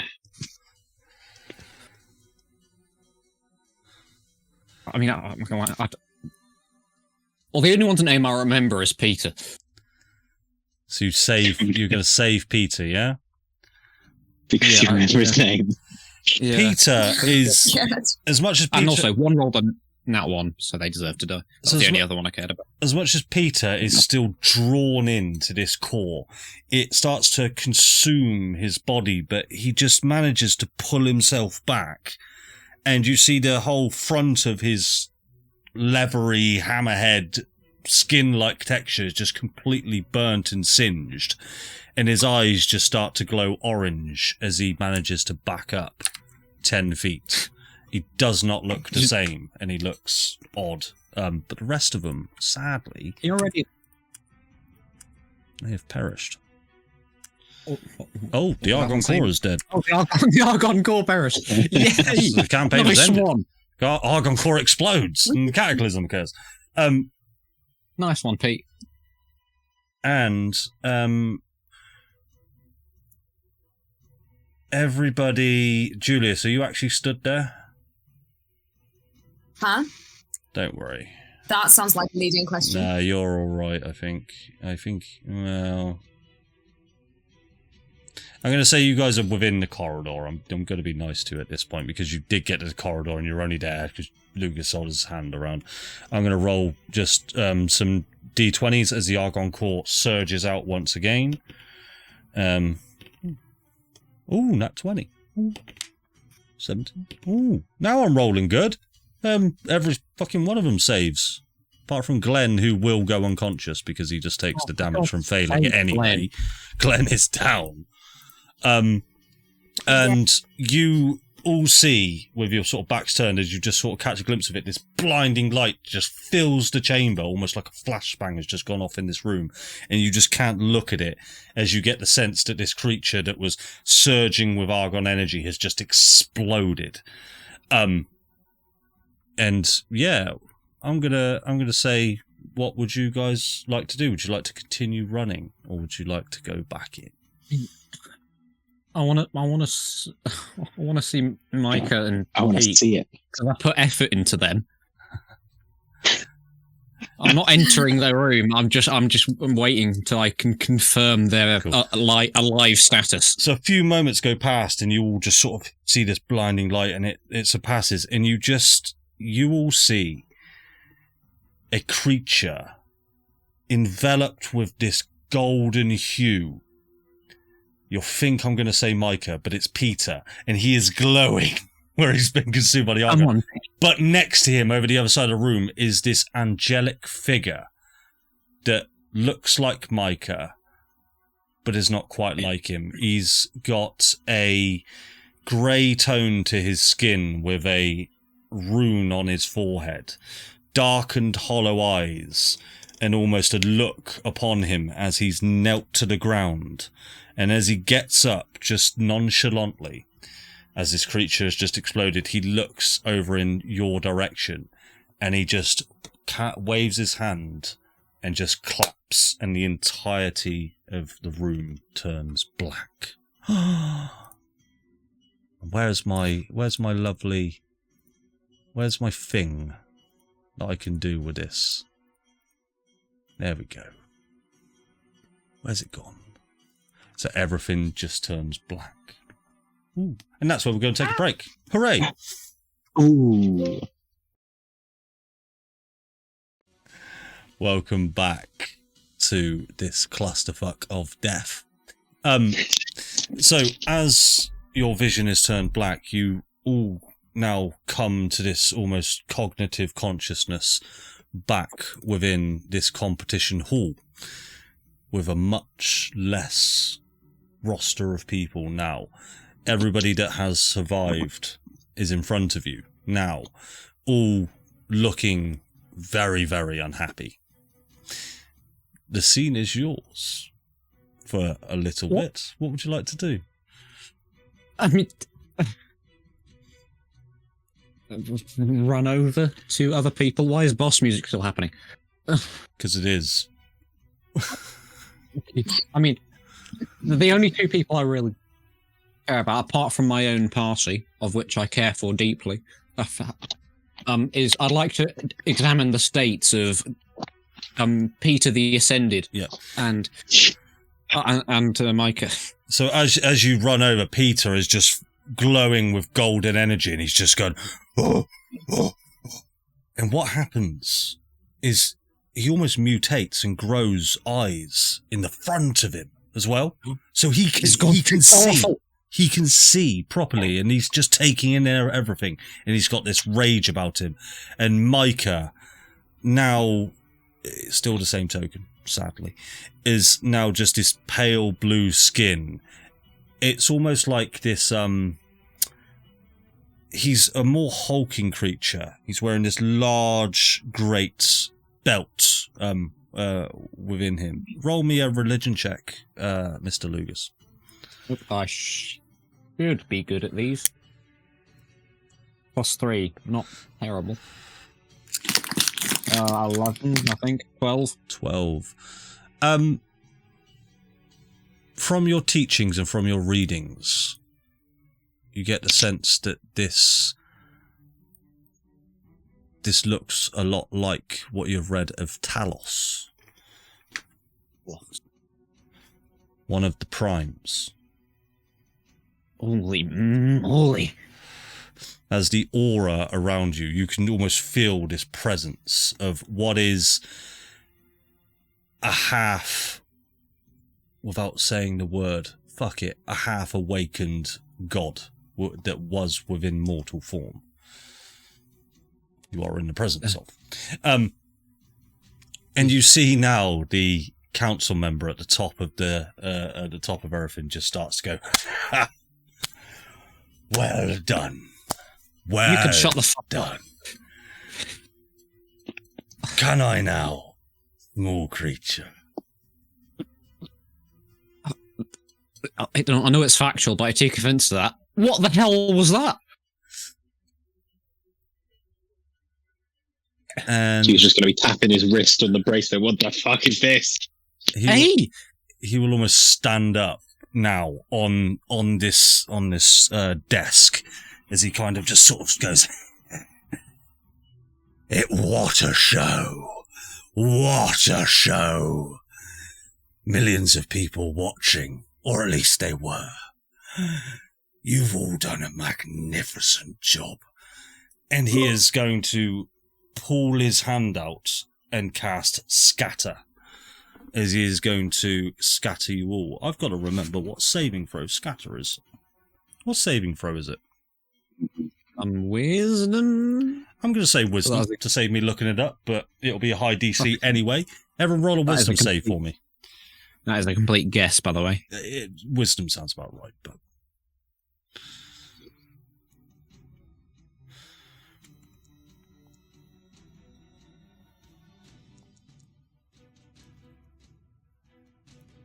$4.19. 7. It is Wisdom. It is right, Wisdom. it is Wisdom. Okay, DC 18. Everybody fails, apart from Flopsy.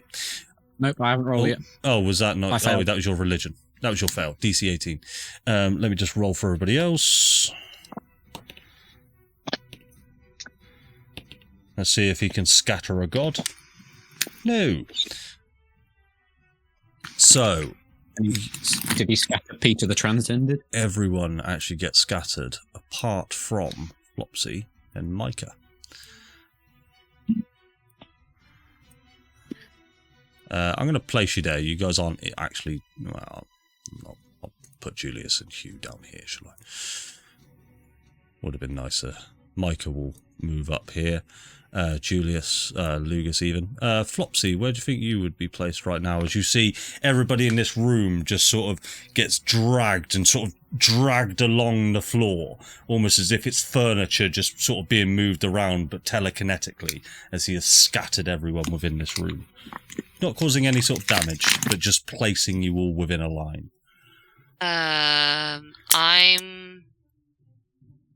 going to... Can I pretend like it worked and kind of like move beside Lugas? Certainly can. Roll me a performance check. A deception check? Or deception. Yeah, I'll take a deception. No, fair play. 12. 12. All right. I'll tell you what. I'll roll it in Foundry in front of the table because that was a good roll. Oh, no. You get the sense that it works. Okay. He will now push his arms out and attempt to grapple all of you. Everybody make me an athletics check. Scatter has a maximum of 5 people. Does it now, Adam? I'll tell you why that don't fucking matter in a minute. Wait, hang on a second. Wait, did you say athletic? Athletics, please. I'm on No, the I way. think I gave myself proficiency in athletics last time, which won't have come across. Yep, happy with that. Sorry, one more for everyone, Yeah. sorry. What was that, Darren? Athletics for everyone, sorry. Athletics from everyone. Not that it matters. DC 18. Oh, golly, that's some bad rolls. You are all... Oh, actually, Flopsy, to be fair, this wouldn't have affected you. My apologies. Oh, okay. Cool. So, absolutely, all of you, including everybody in a row behind, gets their arms flung back, and you are now all restrained. Okay? He is then just going to start clapping again. Go on, Hew. Sorry, I just need to check something. Ring of free action. Ooh. Ring of free... I think it means I can't be restrained by magic. I think it does. That's Yeah, super magic cool. cannot reduce your speed nor cause you paralyzed or restrained. Sweet. Does not affect you. Absolutely fantastic. So as he just claps once again, his voice deepens and he just goes, you know, you're all just so fucking naive. Games that happens every 10 years to bring the adventurers of Faerun together. all in one place where I can just pluck you up and take you out. Oh, it feels good. It feels really fucking good. And he will move. Andy, does this voice sound like the voice I heard in my head? It's becoming very familiar to you now, yes. It is the voice that you were starting to hear. As it hurts my throat to do it. As he comes closer to Micah, Micah tries to grab him, and he does. He sort of gets him up by the throat. And this creature now, this council member in front of you, just starts to laugh and just goes, "Brother, you's nothing you can do to me now. Nothing." And Micah will just squeeze into his neck, and you see almost the council member's skin starts to crack and starts to pour out with energy as he just starts to laugh. And a figure will emerge from this cracked skin where it just sort of just goes. Horn spikes begin to come out from its shoulder blades. Its waist begins to turn. Its legs to begin to turn into this sort of this goat-like leg, inward kneecap type deal. And you see in front of you this holy godlike creature appear where the council member was. There is no mistaking who this is. This is Asmodeus, the Lord of the Nine Hells, the Lord of Lies. This is a well-known figure.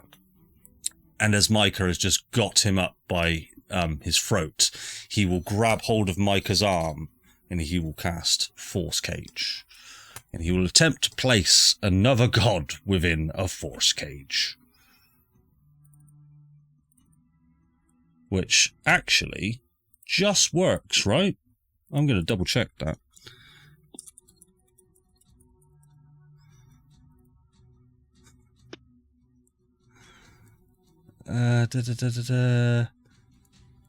It's not even a save. It just works. You see Micah, this godlike creature in front of you, is now placed in this almost tesseract structure as it brings him up from the ground and just envelops him. This creature of Micah just seems still stoic and calm within. He is now going to, Asmodeus is now going to turn his concentration to all of you. At this point, within this split second as all this has happened and he's addressed you all, is there anything, I suppose, anything that anyone would like to do, bearing in mind that you are all restrained apart from Flopsy? And Hew. And me. And Hew. Uh, Come on, fight my god. No. We refuse. I don't want to die. No, yeah, I mean, we recognise this as being a god, yes. Yeah, there is no, like, with Micah's transformation, it's only really apparent to Lugas who this creature might be. You get the sense that Micah is almost this angelic being, maybe godlike, but to be fair to you, Hew, you've shown skepticism this entire way. You don't quite believe it. But this creature in front of you, this huge, hulking, sort of 12-foot, almost hitting the roof of this tavern, there's no mistaking this. This is the devil. This is Asmodeus. Yeah, these are the children's stories that you were told. I can speak, right, while restrained? Yeah, of course you can. Yeah. We don't really speak anyway, do you? Yeah. Oh, yeah, I've got brain powers. Humans can speak during this, yes.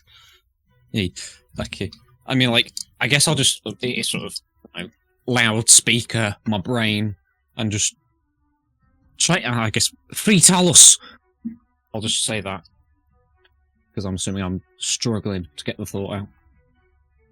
Oh, little one. Yeah. Yes. I don't follow any of your rules. I don't follow anything. What? Do you have a love for this man? For this thing? Why do you insist that it lives?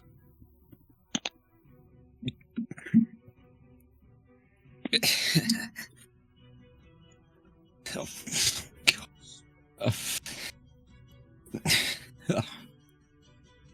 Because my other option's you, and I really don't fucking want that. You don't want that. No. No, you do not. And he will, somebody roll me a d4. Not me, I've been rolling shit. Yeah, I'd say a d4. Anyone here? I'll do it. I'll do it. Then. 1. 1. He is going to pick up the Aarakocra that is straight in front of you, Lugas. He is going to reach up. As this is Asmodeus, he's not touching it. He's just going to bring this creature up. And you see Io is now just like this, in the air, fully restrained. And with a matter of seconds, and Asmodeus just flicking his hand, all of the skin of this Aarakocra, feathers and all, its beak cracks and the skin just gets torn from its body, and its torso is just laid asunder in front of you all. Blood, guts is just pouring out onto the floor. And with this sack of meat skin, Asmodeus just licks it slightly and then just chucks it off as if it's just a dirty, wet rag over to the corner. And that will be Io to his feet.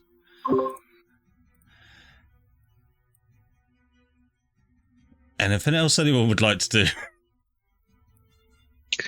Was it you that invited us? Was it you who sent us the invitations? Who are you?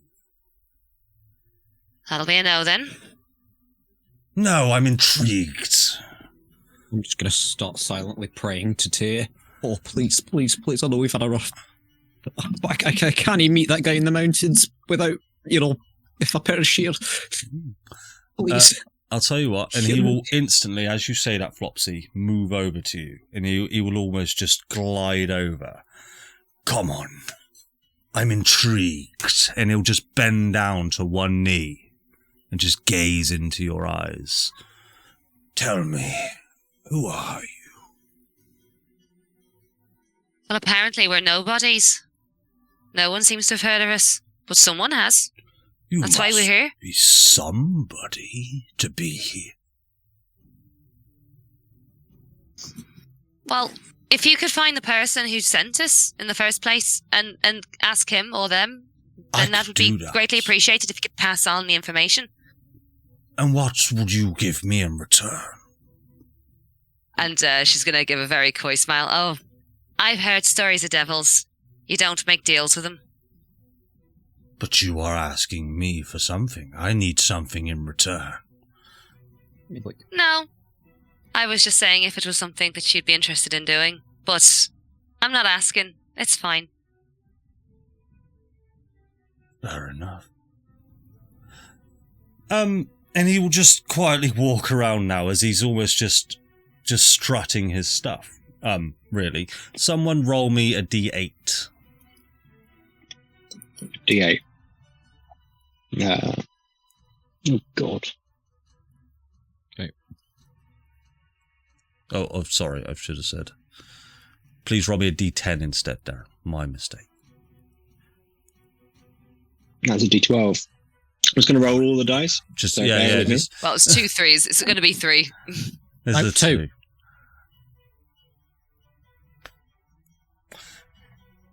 As he is stood next to you, Flopsy, he will hold his hand out and grab Kaylee by the scruff of her neck and bring her up. Kaylee? Kaylee's already- Not Kaylee. I've got it mixed up. Juliet. I do apologise, Juliet. No. As he grabs Juliet up by the scruff of her neck, and he is a large sort of 12-foot creature, and he is just dangling her within the air. And it looks like he's about to do what he did to the Aarakocra in front of you. Oh. Anything you wish to do, Julius? Or anyone? Me? Anyone? Yeah, I wish to break free and kick his ass. You could attempt to break free. Attempt to kick Asmodeus' ass. Is there anything that can break a force cage? Is it concentration?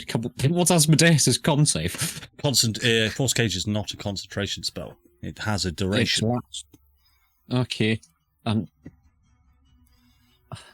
I guess I'm just like properly. Does anyone have Dispel Magic? I'm level 3. Level 3 against the god. Can I? Oh, Can I talk to? I know. Which of the people surrounding us is a spellcaster? One of the. One second. There should be another member of the darkness. Where have they gone? Gauss is right over here. Okay. They're spellcasters, right? Correct. Okay. I will psychically connect to them and be like, "See, can you magically free Micah? He has great power inside of him. Please, otherwise we're all fucking dead." Little one, what do you want me to do? That's a force cage. Dispel magic does nothing. Oh God! 1 second, Peter. There's a new power inside you. Can't. Please, Peter, with all will that. make a persuasion or deception Come on, Peter. as you are encouraging Peter to attack, essentially. Up to you if you want persuasion or deception, I guess. I mean, I'm persuasion. Really, please. We're all dead. I'm hoping the angry god behind him is enough incentive. Persuasion. Come on, Lugas. Oh, 18. You see Peter 18. just go, "Oh, fuck this!" What would you like him to do? Go after Micah somehow, or attack Asmodeus? Well, I mean, I guess I'm willing to have other people tell me what to do if I have a better idea. I'm wanting him to free Micah. You get the sense that not a lot can break a force cage. Not that you would know at level 3. Well, the Argon blew up a city a while back. I'm assuming that kind of thing can maybe break a force cage. Or just An Argon charged hammerhead shark. Maybe that's it. Maybe that's the thing that can take down a force cage. maybe I don't know. I've not. I mean, seen this is force science at this point. We're doing D&D science. Yeah, I've got a hypothesis. Can an Argon-filled hammerhead shark break a force cage? I'll let you roll a D100 to see, and then I will email Wizards of the Coast and say I'm sorry, but that's what breaks a force cage. Sage advice. Yeah. I will. Do you actually want me to roll a D100? If you would like the hammerhead shark to try for the force cage, or he can attack Asmodeus, who's currently holding Juliet up by the scruff of her back of her neck. Or whatever else you want to do. What seems the most justice and fair? I'm going to try and free Micah. All right, as promised, roll me a D100. Let's see if an Argon charge hammerhead shark. God versus a 24. Says- No. Sadly, as he goes up and he just starts going boof, boof, boof, boof, and in rapid succession with like normal creatures, you get the sense that this sort of level do sort of 3 attacks. This guy's just done 6 hammerhead shark bite attacks, punch attacks. He tries to lift it up and he just looks at you and just goes, "Turns out Argon powered hammerhead sharks cannot penetrate a force cage. For God's sake. Wizard of the Coast, you're safe." In 6 seconds, attack the red one. I say psychically and privately. Asmodeus is just going to look at this in front of him, and he'll just laugh. And he will just fling Juliet away, and he will just start to clap. What a show! In fact, let's see exactly what this place looks like. And he will swoosh his hand again, and these arcane runes will litter the walls of this tavern that you're in. And the vision starts to shake, almost as if this entire tavern was just a facade. Hence why you open a door to this sort of black abyss. And around you, you are now within the city of Well, you are not within the city of Neverwinter. You are above the city of Neverwinter.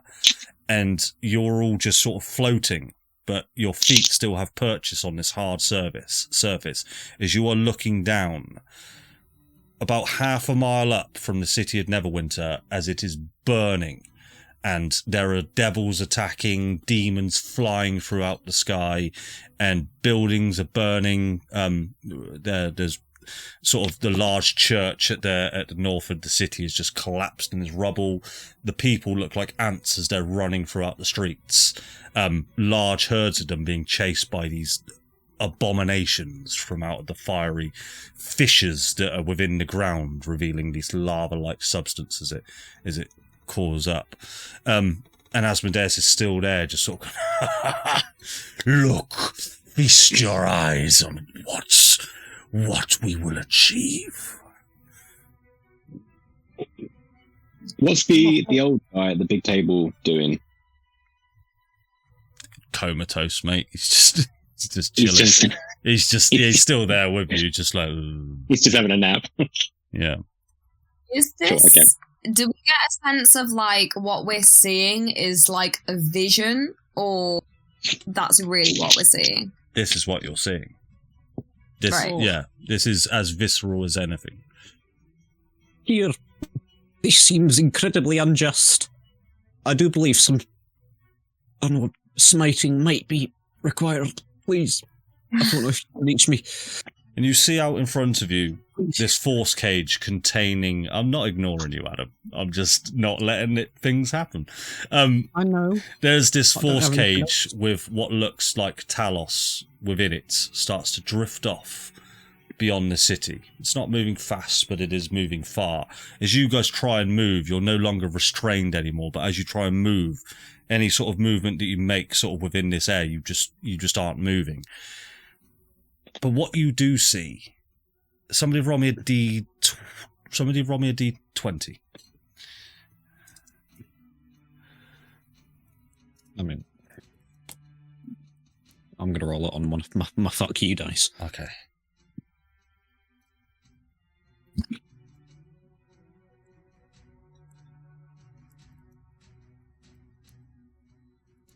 Ooh, 15. 15. You see this bright shining light coming from almost a horizon as Asmodeus just shields his eyes, and you see his skin start to shrivel and just sort of wilter. And as you all were with your hands stretched out, so now is he, as his limbs are being stretched, and you just hear him go, ah, and he's not laughing anymore. What you see in front of you is the familiar sight of the Harmony airship swooping in from sort of half a mile off, and you can just about see, I suppose, because you rolled that D20, roll me a perception check, Lugas. Okay. Perception. Oh, it's not that bad, actually. Well, my modifier is. I rolled a nat 1. Oh, You see the Harmony airship. Then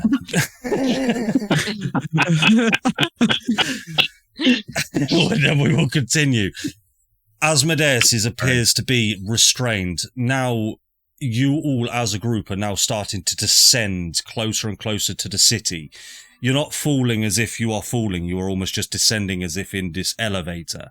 And you all essentially just land within the city streets itself, to which you will see this sight here, this plume of fire in front of you and people running through the streets. But essentially you guys are now down within the street level, and this crowd of people are now just hurtling towards you, going behind you in that direction. You are joined by the rest of the survivors of everyone. Asmodeus is still up in the sky. Along with... Is Micah / Talos up there as well in his cage? Yep. You can see the glint of the force cage. Okay. I did see the Harmony. What's he doing? Harmony now you can just see this red glow of Asmodeus just in the sky, and the harmony is now circling. And you get a on your sending stone as this voice enters into your mind. It is the voice of Ella Plainstrider. And she will just say, Lugas, are you okay? Are the rest of you okay? Is Flopsy okay? Mostly. Flopsy's having like a PTSD experience right now because this is the vision that she had right in that tavern, and she's just like losing it. I'd say physically we're alright. In the mental column, I'd say we're fairly shocked and stunned. I don't want to be here. Quite right you are. I'll get you out of here. I want to go home. We cannot get you where you are. Get to the city centre. Take as many as you can. We can only fit so many on this ship. Do what you can. Okay. Alright, You get the sense. You get the sense of where you are is around sort of Derek's blacksmithy area. You've been in this area before. Nope. You are not that this place is in blocks, but you get the sense that you are within about half a mile of the city centre. Someone grab Derek. He can enchant items. Someone grab Derek. He has use. You want to go? Okay. Yeah, I can't. I can only shout up to 30 feet away. Someone else has to scream for Derek. So I'm going to say his shop is probably about. You don't know this area well, but you've been here. You figured it's about 50 feet away. Would you guys like to go into Derek's blacksmithy and alert him? Yes. All right. Someone's going to have to drag me if we're going there because I don't care about Derek. Oh, fine. I was thought he'd be useful, but fine. No. Well, no, it's more like for me. I'm terrified. What's going on in the street? So the streets are hundreds of people flooding this street. You've currently landed, and in your direction, they are coming towards you almost like a stampede, but they are running away from the city centre. They are running to the outskirts of the city to try and get out. And is there any indication of where they're running from? Where they're coming from? They're from the city centre. What they're running from, sorry. No, but these large plumes of fire are just going and buildings are just collapsing in front of you. I mean, I don't want to just shout to the crowd that airship's going to pick us up from the city centre. Remember, you do get the sense that the Harmony airship, it's a big ship, but it was almost at max capacity when you came into Neverwinter, and you get the sense that it can house about 40 people, including yourself, the staff, the engineers. Okay, well, who is close to us? So who died then? Io died. Io died. That's Io. So you currently have Peter, Juliet, Brumdeck, Gauss, and that's it. I feel sorry for the darkness. They lost most of them. I mean, why don't we just grab the level 20 people and bring them with us? There are 4 of them, yeah. Mm-hmm. That seems like a smart decision. Probably a good choice, yeah. Hey, but I'm not adding anything to this discussion. I am frozen in spot. Understandable. They will all turn to you and go on, Kate. Are there any kids around? Most definitely, there will be families running with children for sure. If I see any kids that are like on their own, or like a mum with her kids, I'll go dart straight over to them. I'm going to say, yeah, you do see a small humanoid boy. He's holding on to a squirrely dam, and he's almost just frozen in place. And he's not too sure what to do. And you see him just over in one of the back alleys. And do you want to run up to him? Yeah. Hello. Help. Okay. I'll take his hand, and I'm like, it's gonna be okay. It's gonna be totally fine.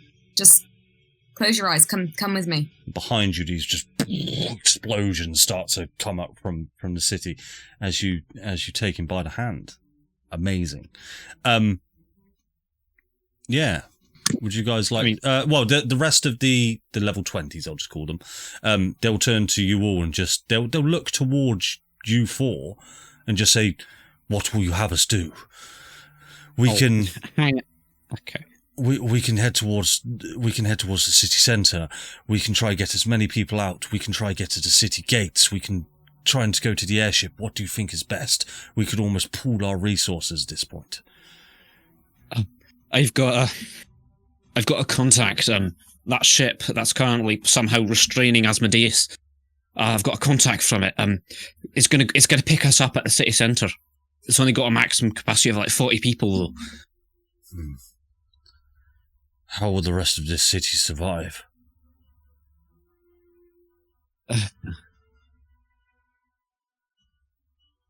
you'll see Gauss, one of the Drow sorcerers, will just step forward and just go, "I will head towards the city gate. I will open it. I will make sure that these people have an escape plan from this city. Not everybody's going to be able to fit on that ship." And he'll turn to you, Lugas.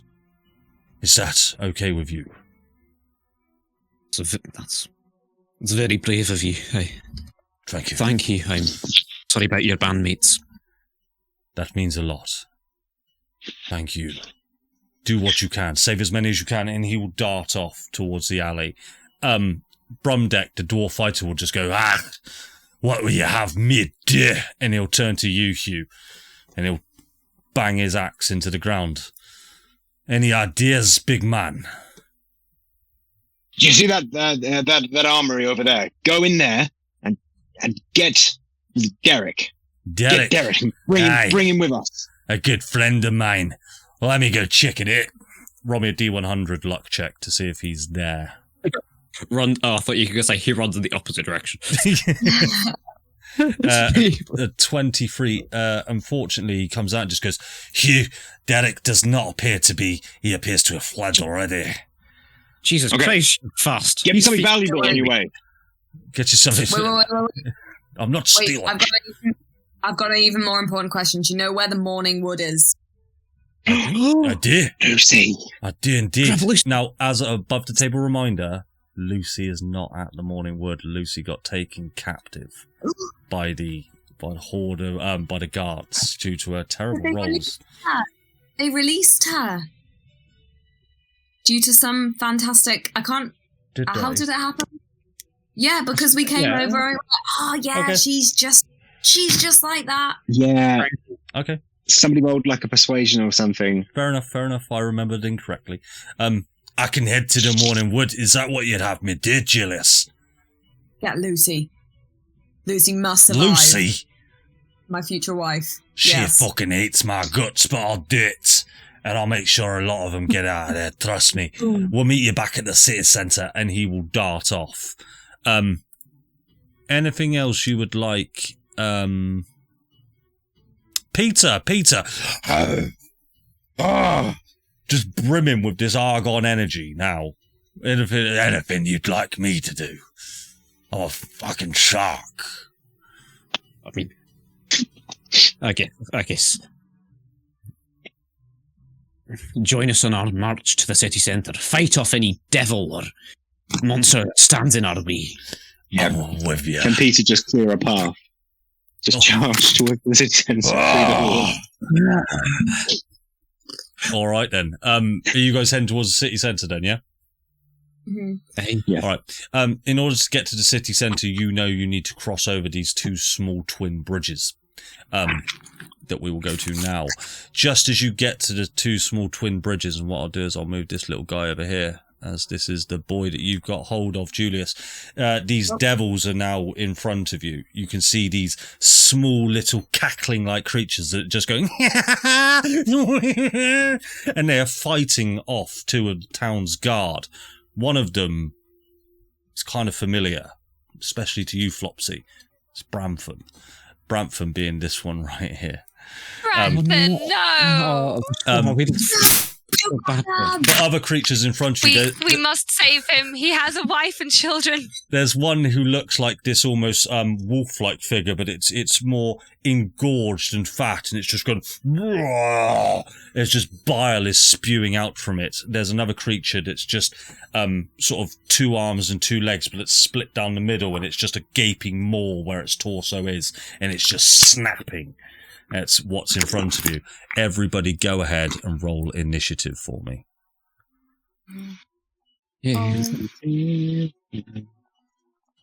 And just so you're aware, this the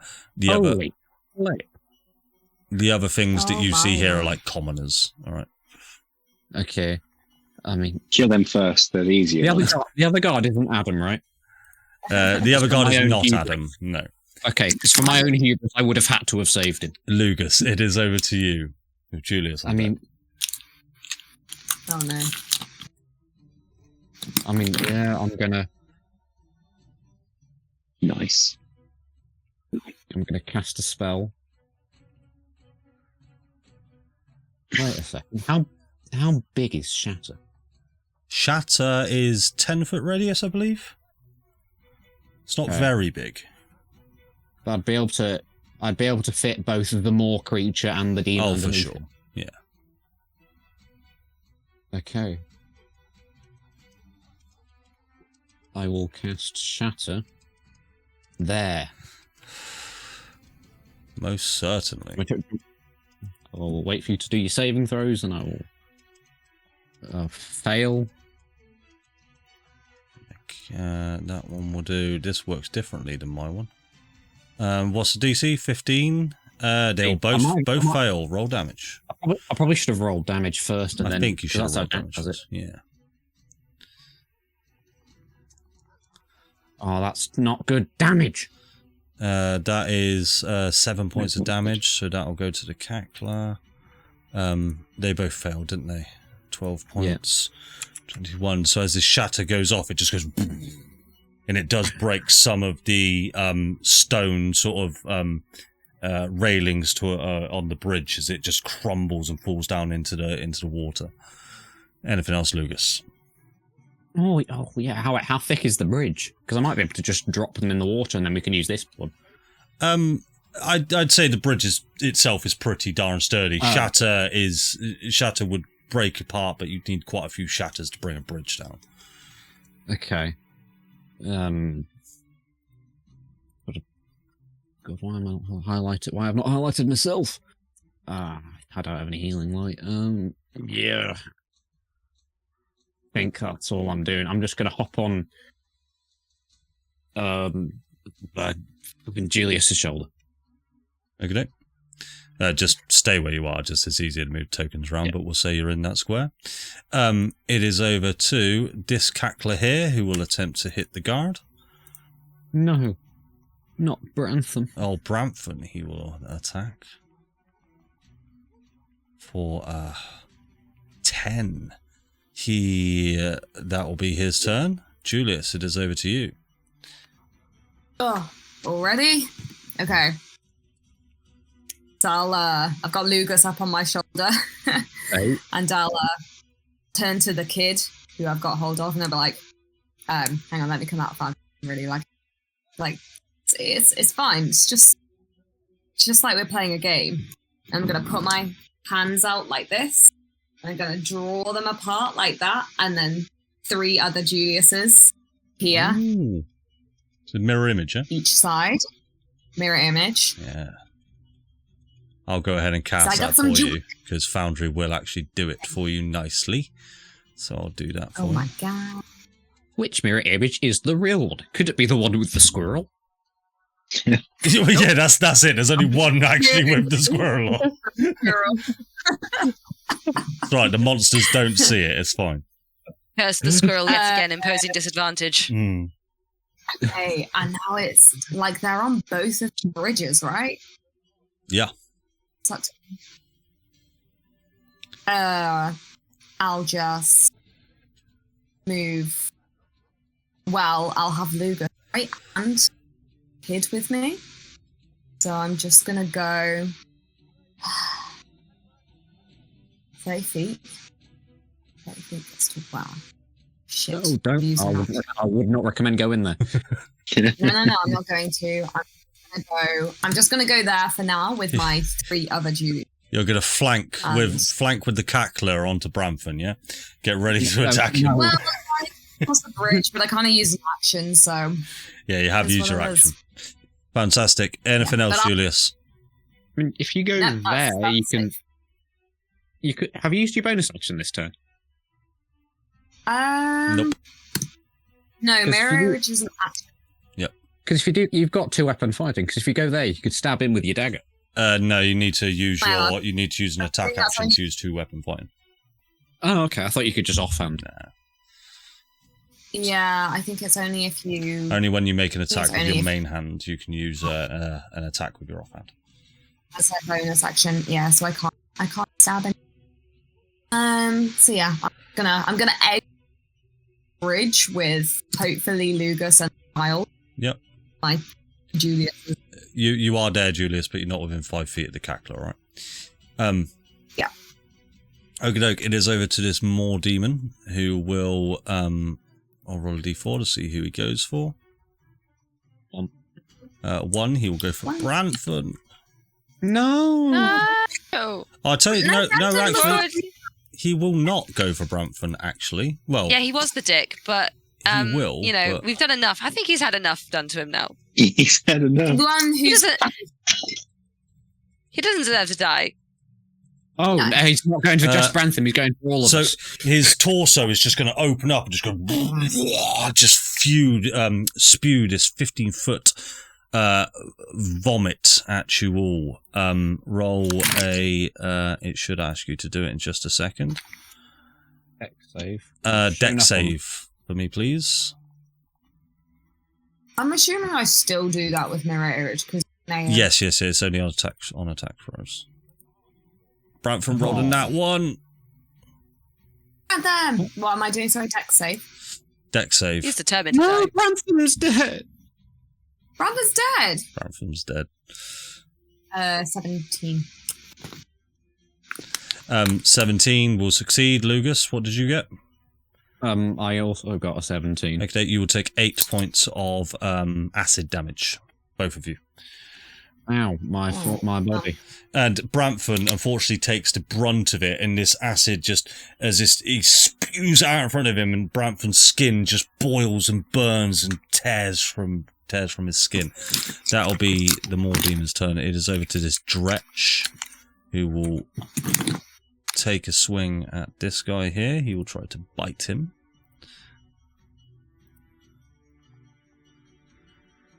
For a miss, and then he will attempt to claw.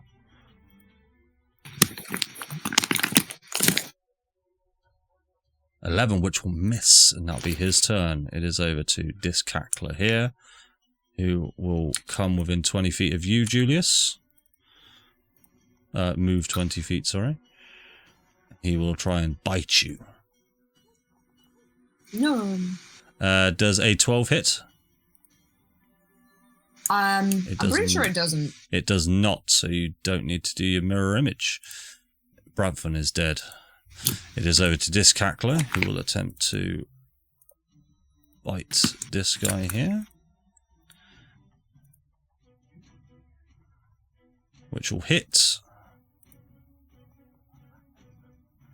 for 7 points of damage. Peter is just lagging behind. We've got Juliet as well, haven't we? Yep.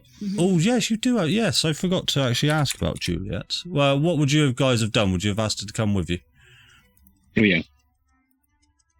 Yes. My apologies. Julius, what would you have said to Juliet? Save me. Save me, girl. Save me, girl. Save me, girl. I got you. Okay, that's them sorted. It is that cackler's turn over. Flopsy, over to you.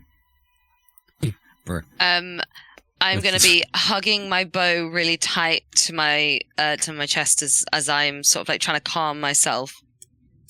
And then I'm just going to take a nice deep breath and then aim for the Moor creature that severely, like killed Branthan and hurt Julius and Lugas. Yep, so it's this one right here. Wait.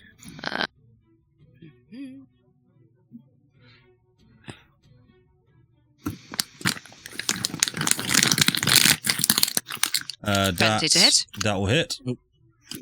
Return of the Doritos. It's Return of the Doritos. So that's 6 damage plus my sneak attack.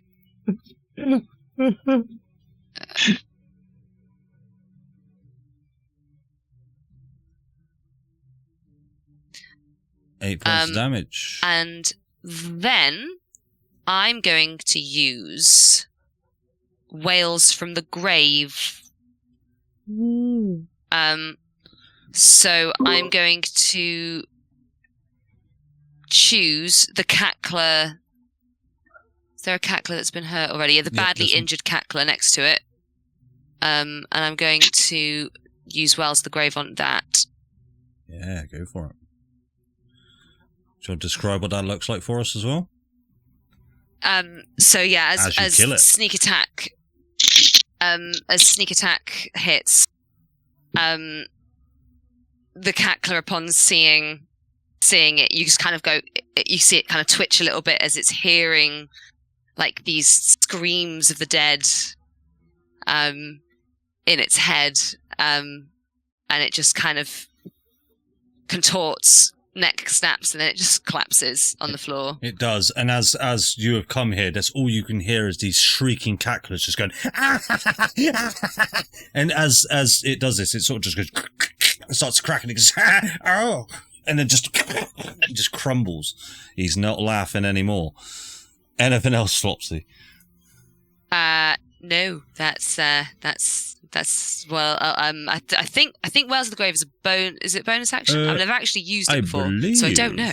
It's a bonus action. I don't know. I saw it earlier when I was playing. Oh, it's not. No, it's a special action. It's not even an action. It's just a special action. Well, excuse so I me. Can. I've got very special actions, mate. Yeah. I've got special actions. So actually, I think I don't know. Can I do anything? I don't think I could do a bonus action. I can bonus action bunny hop. Or I can bonus action cunning action. Bunny hop would look neither cool. of which is particularly. It just hop 10 feet in the air. I don't think there's anything specific that I can do right now. So no, I'm good. Okay. It is over to this essentially commoner who will roll a d20 to see if she will run or flee. She will flee. Run or flee? I mean, fight or flee, and she will disappear off of the map, which is a wall. So I'll just delete her. It is over to the small boy who you left on his own, Julius. No, I said I took him. He's with me. Okay. He will just hold fire then. Fair dues. The cackler, who can get into, he can get into flanking with Julius. I've taken the training wheels off, guys. I'm not gonna lie. He will roll with advantage for a nat 20 on you, Julius. It's only a small cackler. I'm sure I'll be fine. That'll be 10 points of damage. Holy shit! Yeah. How much health are you on, Julius? 1 HP. Oh, I'm near death. That's not good, is it? So as the cackler he just goes and just delves both of his claws straight into your chest and almost tries to rip a hole in it, and you just manage to hold on. Wait, no. I'm sorry. Mirror he has image. to roll. Mirror image. Remind me again. I believe. Let me just read it because it's a certain number I have to do. So no, you are damn right. Mirror image. Let me just remind myself what the number is. Each time a creature D20 to determine whether attack hits or what it do. Because if you have 3 duplicates, which you do, you must roll a 6 So you have to roll it. So roll a D20 for me, please. I have to roll. If you have to roll. You must. Yeah. So you need to roll a 6 or higher with 3 duplicates. You need to roll higher than a 6. Yep. It sounds so easy, doesn't it? I believe in you. Do you remember what health you were on? How much damage did you do? You only did 10. So, Hey. so one of your duplicates is now gone, though. So you've only got 2 left. Okay. Maybe I've made that up. I've got 2 more left. 2 left. That's really good, actually. It is over to Discard, who will attempt to hit the Cackler with his spear, which will do nothing, and that'll be the guard's turn as he just turns. That's pretty shit, really, aren't they? Yeah, they're really quite bad. Discard roll a d20 to see if he will run or flee. He will fight. He's definitely Borst's descendant. This guy will just do a holy shit. No, he won't. Okay, let me just. I'm going to say he runs. I thought he was a commoner. Turns out he's a CR17. He's not going to fight. He's going to run. I mean, yes, please. I just love that way. We'll have him. That's I was fine. like, oh, what weapon does he have? A spear, a dagger? No, he had something that was like plus 19 to hit. No, he's gone. It'll be over to this commoner to see if they fight or flee. I love how he just left. He just Nat 1. This guy runs so quickly the hell out. Hew, it is over to you with Lugas on deck. Right. I am going to. Yeah, I'm going to shift. What? Off. Oh, it doesn't do the health. One sec, so I need to figure out how much health I get. It's temp health, right? Yes.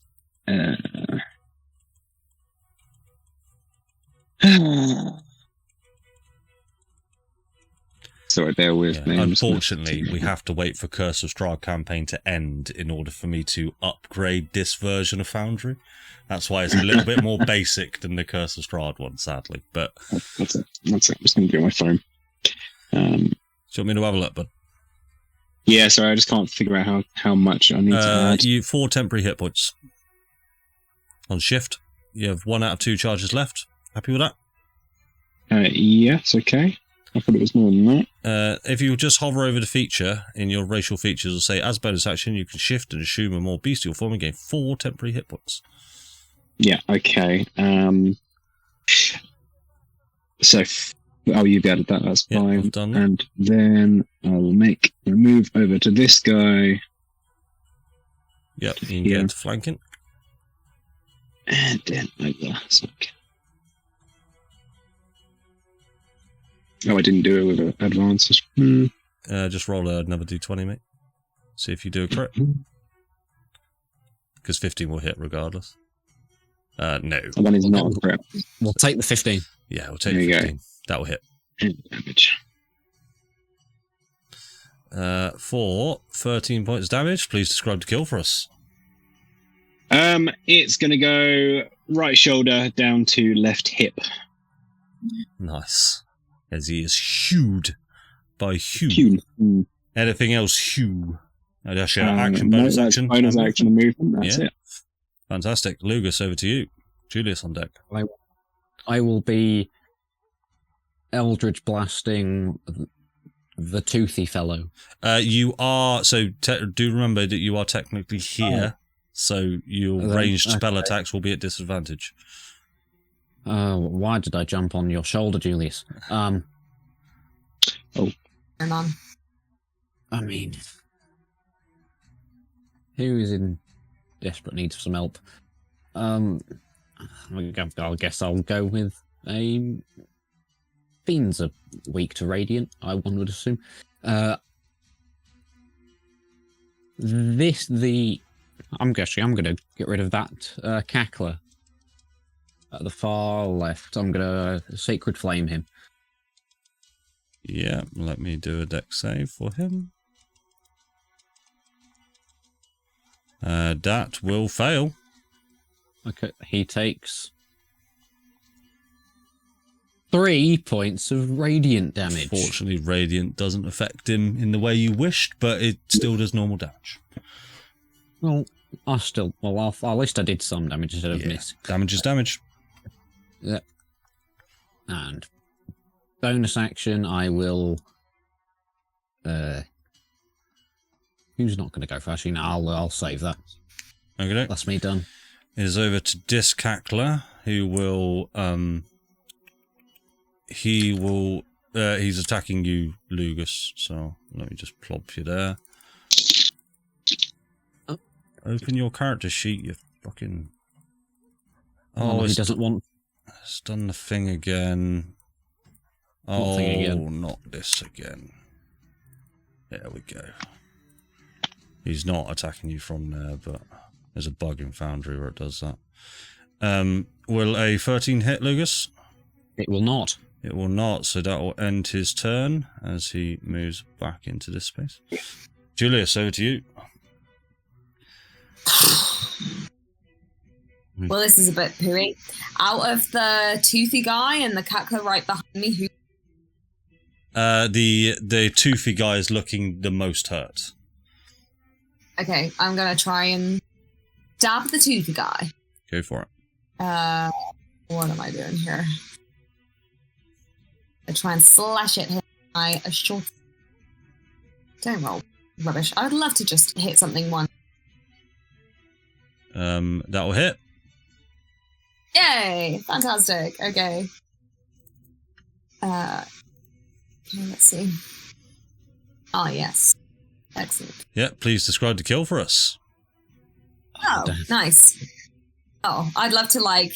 Julius is really showy. Do, like, a little twirl with the short sword and just jab it straight like this through the thing.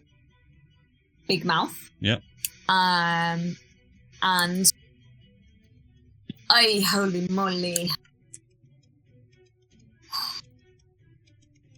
That's where they are, right? This one's down one place. I've just had to move him because he keeps bugging out. I'm gonna try and with my dagger hit the other one. Yep. So this one on the left, yeah? Behind me. Yep. What, no, the one next to the child. Oh, the one next to the child? Yep, Yeah. go for it. Well, here's a question. Oh no, if I move here...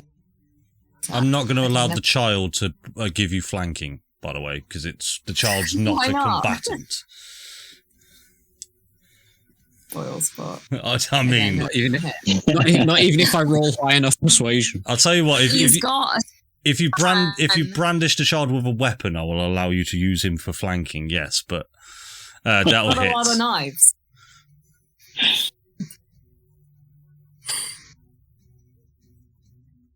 Uh, 3 points of damage. 6. Good job. Let me just check something. This is me trying to figure out how the character works. Do you want to do a flourish? Okay. Maybe. Ooh, well. Yes. So you've got 2 flourishes. You've got your slashing flourish and your defensive flourish. I have a mobile flourish. And a mobile flourish. I'm gonna use the mobile flourish. So, blah blah blah blah blah to the end of the turn. You can expend 1 use of your bardic inspiration, extra damage each die. Yep, so roll your D6 Okay. bardic. Right, okay. It'll just be... Great. So that'll be, so let me just do his damage first of all.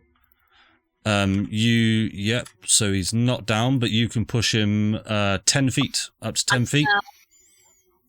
Yeah, so I'm gonna do that. So I'm gonna flavor it like I stab the guy in the back, and then I want to like slash this guy with my dagger with my offhand, but then I want to do like a kick, and I want to knock that guy 10 feet away from the kid.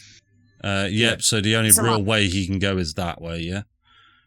Let's knock him right into the hammerhead shark. And Yes. Okay. Into more. With Blade Flourish, you can choose to follow if you like. Would you like to? No, I'm gonna stay where I am. Okay. I'm pretty sure, yeah, you can just choose to go after them without even provoking opportunity attacks. So that's fantastic. Is that everything, Julius? Yeah. I'm gonna stay right there for now. And just make sure you expend one of your bardic dice off your sheet, yeah? That is dead. It is over to the Dretch, who will claw this guy first of all.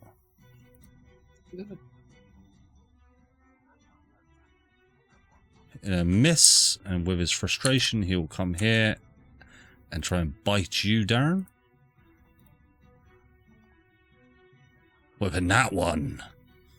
That'll be everything that guy does. So he just goes, oh, tries to gape you. Oh, wait, that sounded wrong. It is over to Julie. Why did I say that? Might be one of the most. Seeing the she knows creatures very, very well. Seeing the Dretch, she'll move in to flank with you. And she'll use her Radiant Blade with advantage because she gets flanking for a double nat 1. With advantage, that's what you wanted. That's what I wanted. I'll take a picture of that. I'm super happy. Oh, that was supposed to be of advantage, but it doesn't matter. 24 will hit. She will deal damage. She will do 28 points, and so she'll come up behind you, Hew, to say, "I've got you." She'll pull out her blade, drop the blade, have to pick it up, so that's one of her attacks, and then she plunges it into the back of this Dretch and just goes, just carves it, just hews it straight in half. It looks cool as fuck. It is over to Peter, who is basically on Argon steroids. He is going to run over to here and attack this guy. And not attack the fucking dude that's like right next to him. Oh, sorry. I completely didn't see that. Like, just Flopsy just there going, hello. Yeah, sorry. I completely forgot about that guy. That'll be a nat 20 on the roided up hammerhead shark. Come on, hammerhead. That'll be 33 points of damage as the calculator. He just goes, and that just completely destroys him. And then he'll just, boom, whoa, I'm a fucking hammerhead shark, mate. Don't worry, child. I'm an hammerhead shark. Flopsy, it is over to you. I'm going to shoot the last one. Hopefully. Find out. I didn't want to give the final kill to the hammerhead shark. What do you guys do? I'd have loved it. 31 miss, sadly. That's all I can do. So. Oh no! Oh okay. Oh no, that's bad. All right, end the turn, Flopsy. Yeah. Oh no. That's all I can do. Can this little boy do anything? Oh my god, he can. Do you want me to? It's called an apprentice method. Fireball. He can't do fireball, but well, what can he do? Oh my golly! What level is this apprentice wizard? Is he better than us? No. Okay. I'll roll a d20 and see if he wants to fight. Over 10. He got an 8, so he won't fight. But if he did, he could have cast Burning Hands, which would have been quite funny. It is over to this guard, who will just go, hello, Hew. And that'll be it. Hew, over to you. I don't know if you can get within range, but... We'll give it a go. How far can I go? No, I can't. But I can throw a javelin. Hell yeah. So we'll do that instead. Come on, what are you doing? You alright? Oh. Yeah, so I can't target for some reason. It's because this one's bugged as shit. Do you want me to do it? There you go. No, I've got it. I managed it. This one cackler is like really bugged. Come on. Come on. Come on. Come on. That'll hit. 15.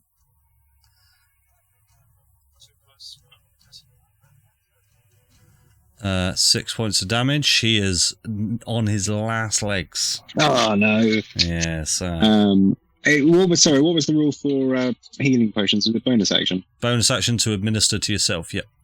Action to give to someone else. Oh no. I want to almost healed him. There we go. Yeah, and I'll use this on me. 6 points. Nice. Okay, Anything else, sir? All right, cool. Fantastic. Lugas, over to you. Remember, you are within 5 feet of this creature. I am aware, to my own detriment. I'm going to sacred flame him again. Go for it. To roll damage. Roll. Let's see if he. It's a cantrip, right? So, DC 15. It is a 15, sadly. Yeah, that does nothing. Okay, don't. That's all I've got. Oh, well, really? Oh, hang on. I have 2 spell slots. I've used up both. This cackler will. I mean, it's being faced down by an hammerhead shark. I'll roll a d4, see if he attacks Julius or the hammerhead shark. He will attack you, Julius. Nice. It's just a little cackler, don't bloody do much.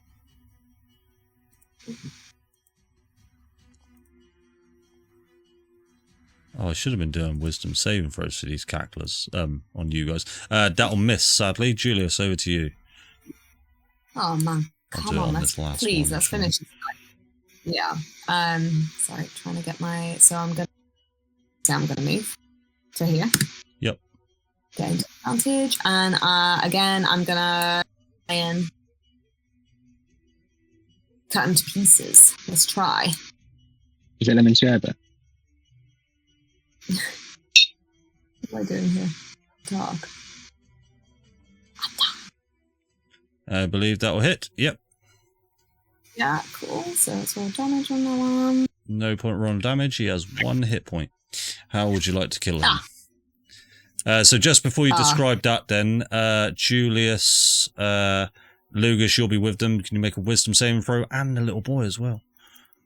Make a whiz save. Me? Yeah. I should have been doing this for all the cacklers. Okay. Yes. Oh no, not Pete.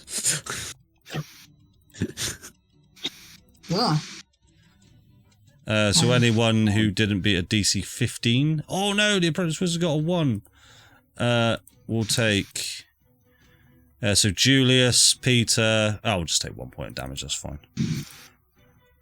As the cackler just screams with laughter as it dies, and that will end combat. The scene is yours, guys. What would you like to do? As you are, the city centre is in front of you. Well, not quite in front of you. You've got about halfway as you need to cross over these twin bridges. Oh no! Would you like to continue on? Yeah, I'm gonna hop from Julius to Peter. Okay, go on, Hugh. Do we recognise the other guard? No, just generic town guard, man. Just generic town guard. Yeah. Okay, I see. Go the other way. Go that way. What? Get out of the town. Are we not bringing him with us? No, I don't want to come with you because then the DM will have to remember to put me on the next map. I'll go this way.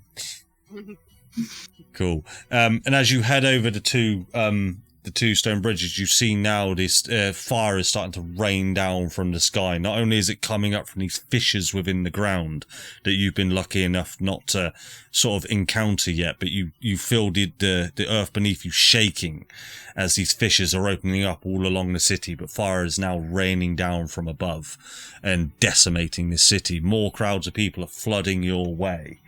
And... Did I go to the wrong one? Hold on. Silly me. Oh yes, no, that was correct. Everybody roll me a dexterity saving throw, please. Oh, okay.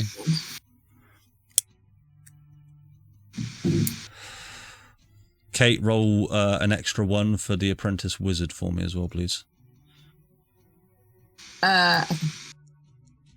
Oh, what am I using then? Just a D20. Okay.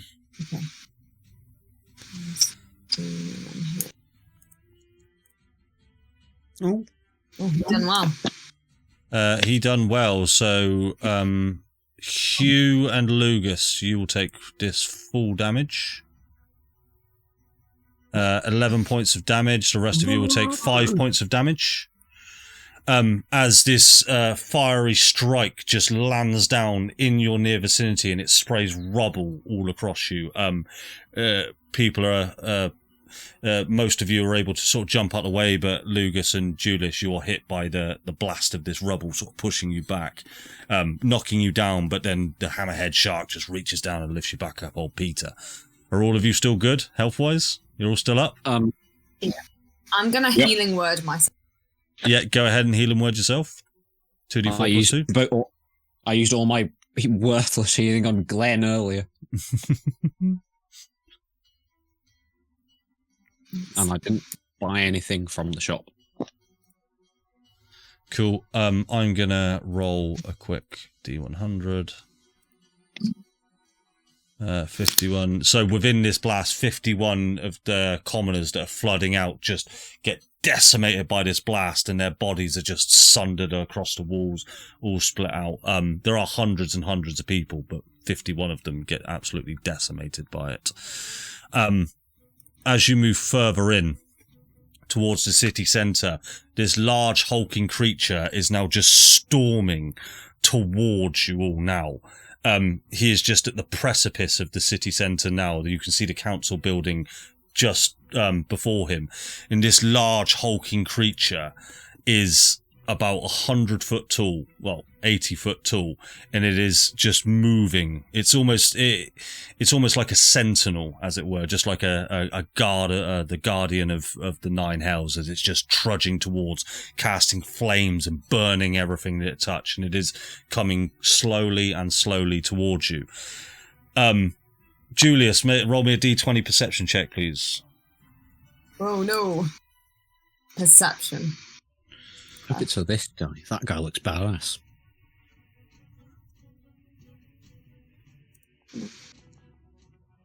Oh, Yes. we are blind as 8. party. Somebody else roll me one more perception check for me. As no, it's not that. You haven't failed. So with an 8, you don't notice something, but what you do notice, Julius, is these people running, but then they just stop and go as Lucy comes hurtling out of the alleyway, just going, with cleavers inbound, and she is heading towards, like, she has a cackler on one of her cleavers as she just rinses it off, and she is heading towards this large hulking creature. She's about 20 foot away from you. Who else rolled me the perception check? Oh, I'll do it. Perception. Does this have any? Damn it, I'm blind. You see the harmony. So Lucy is trundling. You've missed it twice.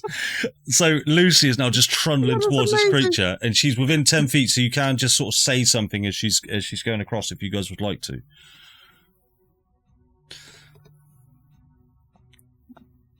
Nobody? All right. No, Lucy, don't come with us to safety. What the fuck are you lot doing here? I've been killing fucking demons. Seem, come with us. We've got a hammerhead. So you do. We got a ship. And a ship. But what about the people?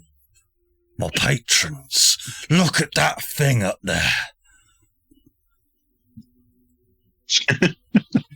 I need... You're talking about you're talking about the harmony. No, I'm talking about this massive hulking Goliath flaming creature. I can take him. Yeah. You can, but I think it's better to live to fight another day. I couldn't bear to see you dead. Please. One of you roll me a persuasion check with advantage, or both roll individually. I'm assuming, Kate, is it one of your expertise? Yes. Then you roll with advantage. Because her persuasion's gone so well in the past. Yeah, no, that's good. I mean, when it comes to flipping Lucy, 27. 27. She will let her rage subside, and she'll just say, okay, I won't kill it just yet. What's the plan? Next time. Get on that fucking boat.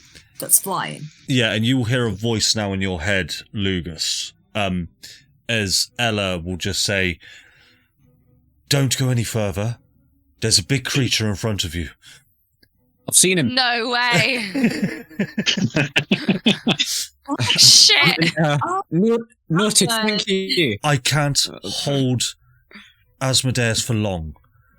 That's you! Jesus Christ! I'll explain. Good on you! I'll explain later. You should have seen it. It was miraculous what I'd done. Although you should have seen it. You were anyway. We're bringing the ship in, and you can hear, even though this sending stone is supposed to just be from you, you hear the voice of Xandar just going, "Well, bring her in. Tell him to stay low." And you see all now this Harmony airship just sort of spirals the city now. No perceptions needed this time, but you all see now Ella Planestrider at the bow of this ship, at the front of it, with both arms stretched out as she's casting this almost tether towards Asmodeus, who is still just within the sky, restrained. And this tether is between Ella and Asmodeus. And the ship comes swooping around, and it comes above you, and these multiple lines of rope just drop down. There's about 6 lines of rope, essentially. It's up to you if you'd like to fight this creature, do something else, or get up onto the Harmony.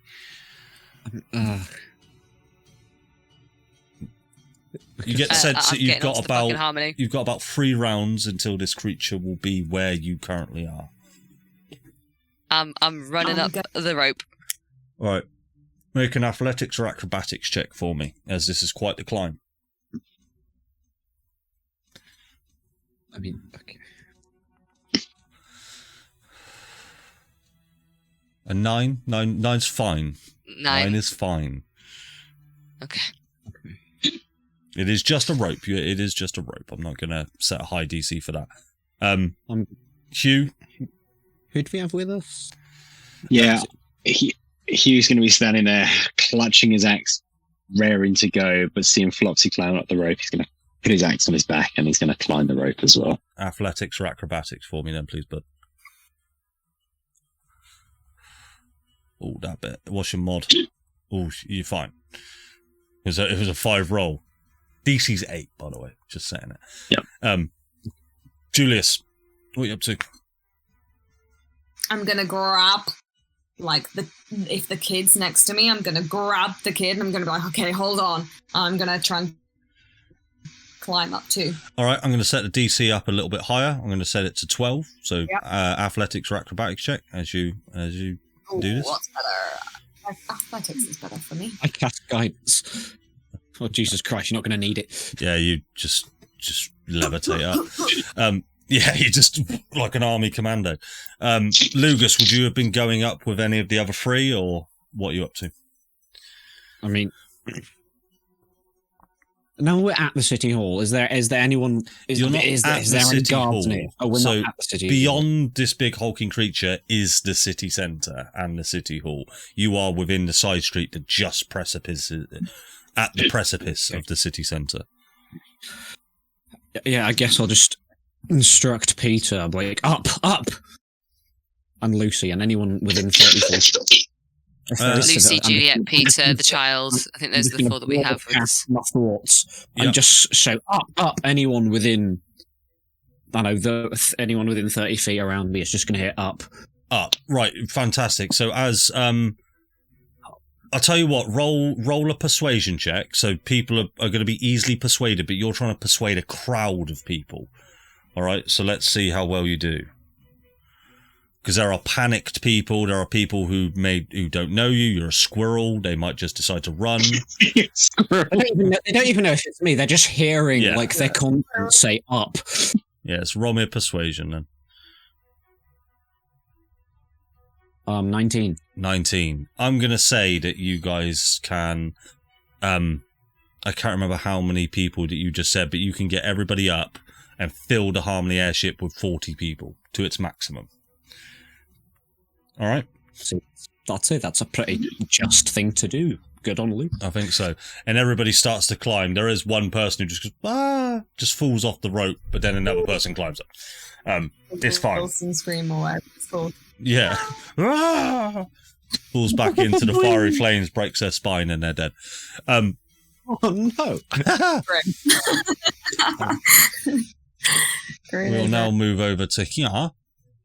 So as you all climb up onto the airship now, you can see Ella Planestrider is now just fully concentrating. She just turns around, notices you all, and is still continuing to concentrate as this ship starts to move, and you see Xandar violently just sort of turning the wheel, twisting the levers, and hitting the button that is on the side of the ship that he told you not to hit. The Ford 302 Skymaster engine starts to just fire on all 8 cylinders as it just goes into overdrive. The 4 brimstone refractor engines that sit on the side of this ship start to go into overdrive, essentially, and they start to spark and they start to whir with energy as the ship takes off. It ascends into the sky, and you can see now Asmodeus is still restrained. You're now within about 100 feet away from Asmodeus as Ella is concentrating, and she will just say, "Xandar, out of the city now." And he will turn the ship in almost the opposite direction to where Asmodeus is, but she is still concentrating on it. And you'll see Asmodeus now just struggle and just go... And these winged creatures, or that you can see flying in the sky, all now screech, all within harmony. And 4 of them will appear as the ship is trying to move on each 4 corners of the ship. And I'd like you all to roll initiative for me. Would we still have Peter and that? Yeah. I'll do that just a second.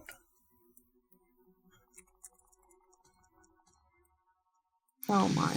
I'll add Peter and Juliet, and you'll see why I don't add the others in a second. What? I mean, I'm assuming we're not going to have... Oh. Everybody rolled? Certainly have. Yeah. Flopsy, it is over to you with Hew on deck. Hey. Flopsy, you do see now as the ship is ascending, these 4 broomstone essentially wheels that are on the side of the ship are just sparking with energy. These demon-like screeching creatures that are coming towards you are huge. They're not small cacklers that you've seen before. These are creatures of nightmares. Powerful, powerful creatures. I mean... Okay, I'm actually going to... Can I use my alert feat thing here? Okay. I would like to swap initiative with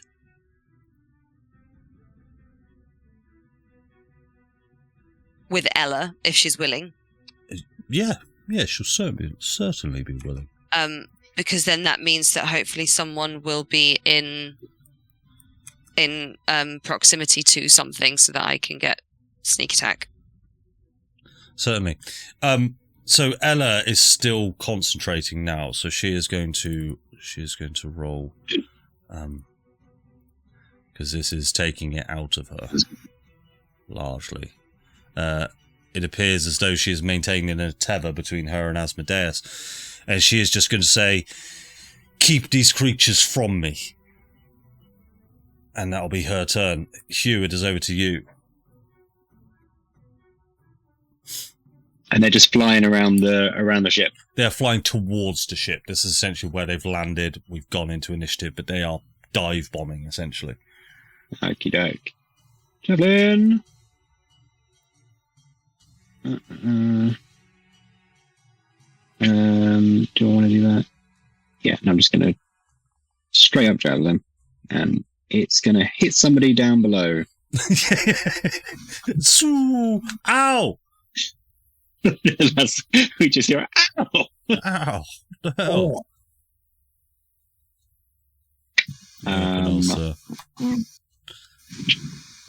Yes, I will also just chug my last health potion. Don't heal the monster every time. Bruh. Mm. Lugas watches you drink it on 4 HP. On full HP? Or. You're on... Yeah, I know. Yeah, you can. This is all I've got.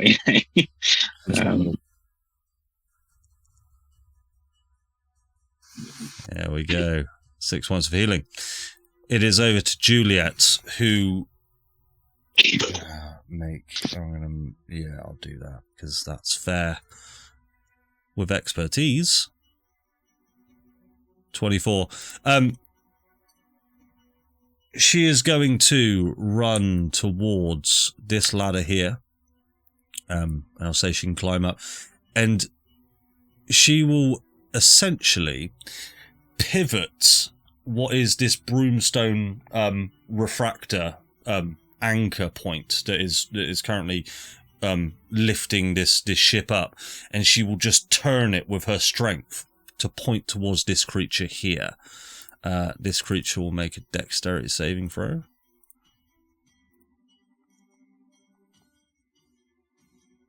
Uh, 14. He will take 4d12 points of damage. 36. Lovely. And you see the broomstone starts to just go and just lightning out, and it just almost envelops this winged creature as it falls back just a second, and one of its wings just starts to go limp slightly. And she will just say, "Do the same to the others." It is now over to this Bone Devil, who will attempt to come over here.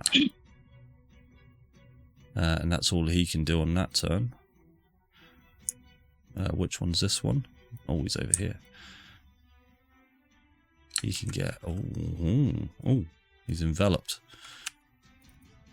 He will land onto the ship, and he will attempt to claw Xandar,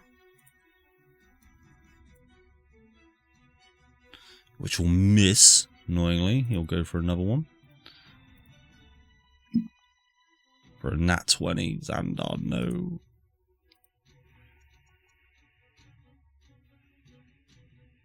For 17 points of damage. So over to this one here, who will attempt to attack the engine itself.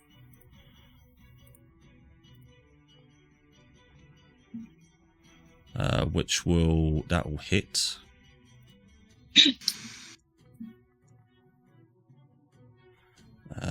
No, he's attacking himself there.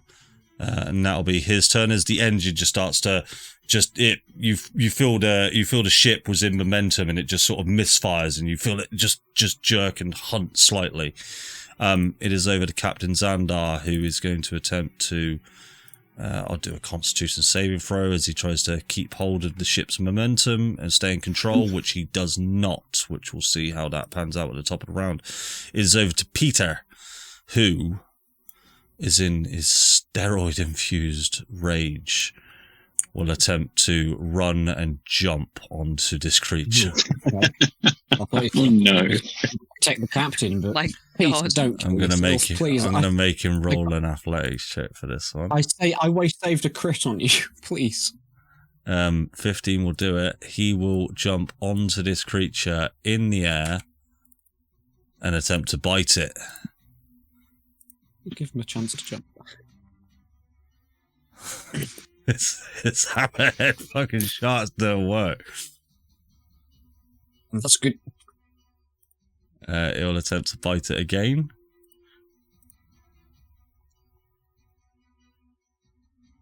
Which will miss, sadly. So Peter is currently just fending off with this bone demon as this steroid-infused hammerhead shark is there. It is now... I'm going to class him as grappled. I'm going to make him roll an athletics check because he's got a hammerhead shark on him.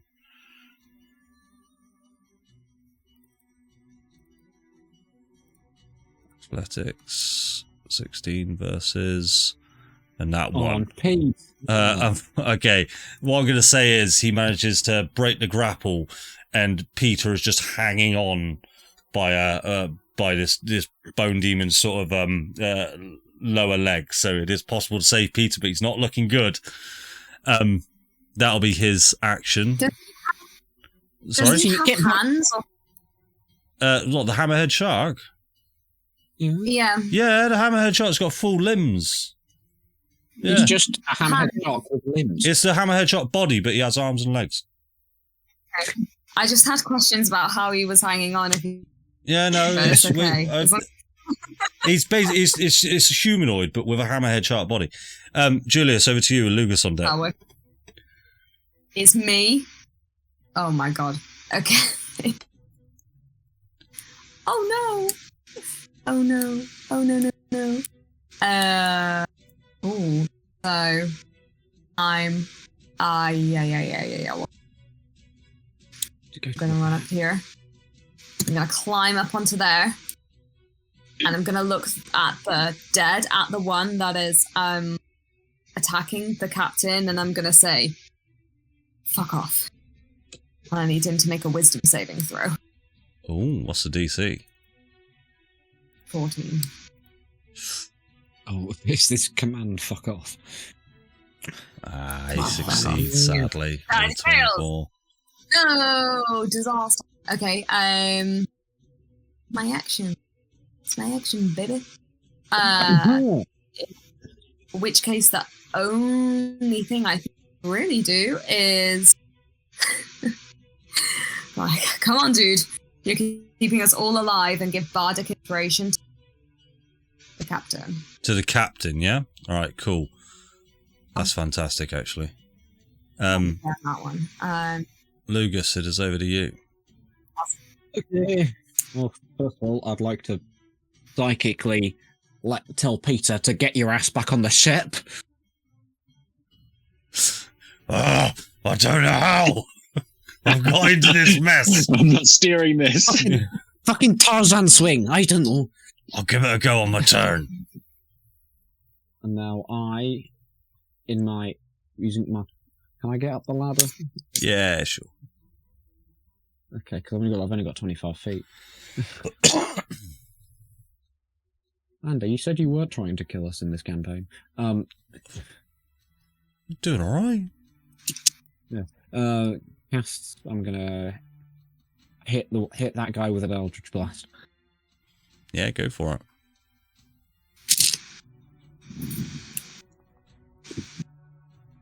Uh, 23 will hit. Okay. Damage. 1. Oh, that's so sad. It's Oh, Eldritch Blast just goes... and it just...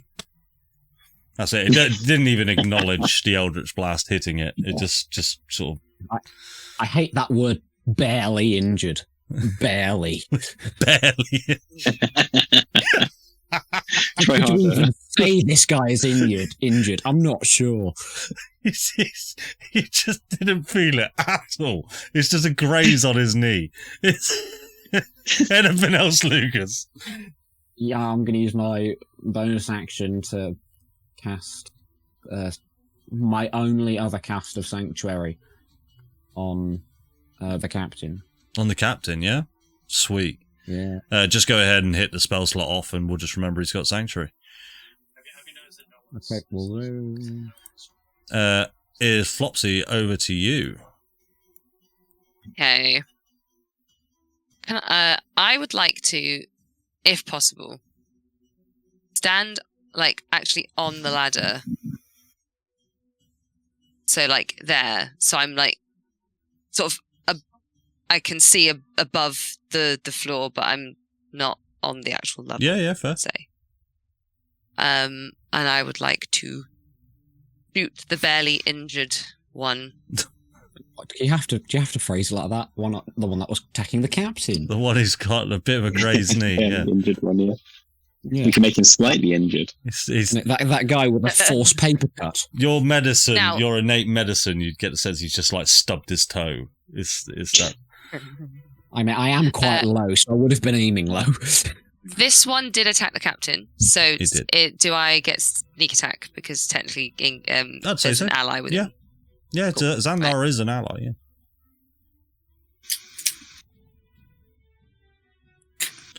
yeah. 17 will miss. That was so worth it. Right. Well, I'll use my bonus action to drink my Ziploc bag of healing. Oh no, not the Ziploc bag. As you pull out the Ziploc bag of healing, it's hard to get purchase on it. And as it sort of comes out and it's sort of whoa. But you do manage to gain purchase on it. And yes, would you like to just and describe to me how you will drink from your Ziploc bag of healing? I'll squidge it like a Capri Sun. Perfect. You find on the floor. You find like this tiny little straw with like an injection needle end, so you could just pop it in. Fantastic. There you go. 6 points of healing Healed 6. as you enjoy your Capri Sun.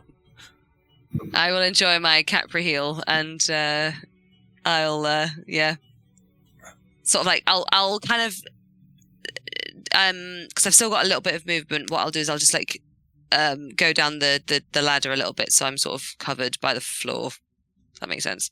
Yeah, certainly. It is over to Ella now, who... Oh, let me roll a d20 to see what she'll do. She will... She's currently using 2 arms to focus on Asmodeus. She will take one of them, so one of the tethers is broken on Asmodeus, and she will twist that arm and target the creature that you were originally targeting. Flopsy? Would that be the barely injured one? Yeah, that will be the barely injured one. And she will cast a necrotic bolt.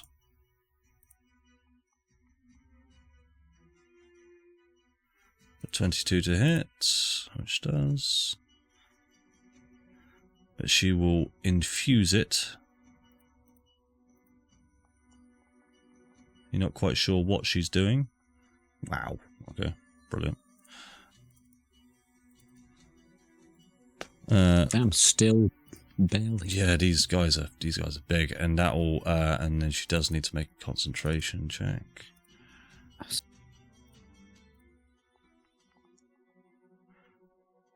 She still keeps one tether on Asmodeus as she brings her hand back, ready to concentrate once more. Hew, it is over to you. After you make a perception check for me, Hew. Perception.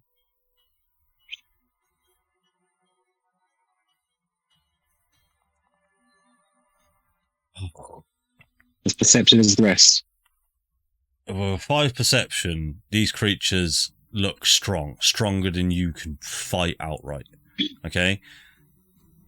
You get the sense that your option is to get this ship going. You know what powers the ship is the engine and the broomstone refractors on the side of the ship. That's about all you sort of gauge from that perception check. Yeah. Right. Yeah. Well, yeah, I'll stick with my original kind of plan. So can I get up on here for with my movement for 30? So, can I get two? Can I get to the engine inside? If you were to dash, the engine's all the way over here. Oh, okay. So this the broomstone. Yeah, you could get to that. You could get to where Juliet basically is if you look at where she is. So there's almost like a pivot point on that platform that's just right there. Yeah, okay. Well, I'm going to follow Juliet's advice and I'm going to try and manipulate this to aim at the make the unharmed one. An athletics check for me, please.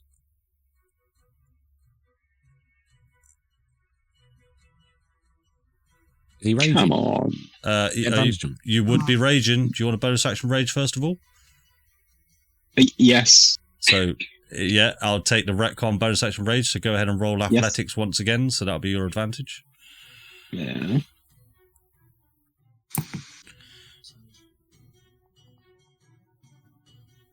What's that with the modifier? It's an 8, 13. 13, just enough.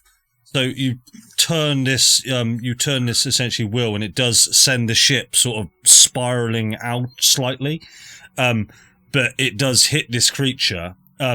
Go ahead and roll, I've forgotten what it was, 4d12 dice for me, please. 4d12. Yeah, I love a d12, me.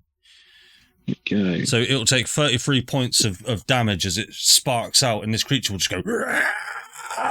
And it will fly backwards and out of the fight. As it does not like that type of damage. Can I communicate with Captain Xander? Is that okay? Can I say, how can we get the ship moving? Come and help me with this wheel if you can, mate. Yeah, okay. On my next turn. All right, I'll wait then. I'll wait. It is over to Juliet, who... Oh, I'll tell you what. She will...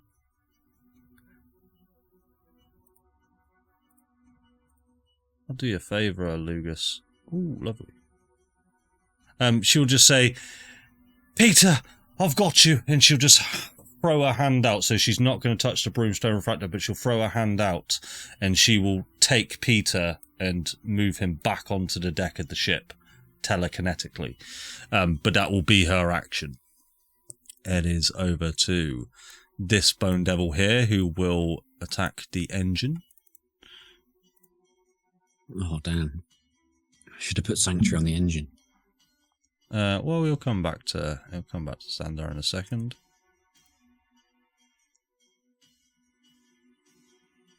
That was the Captain Xander, so I'll do the next attack on the bloody engine.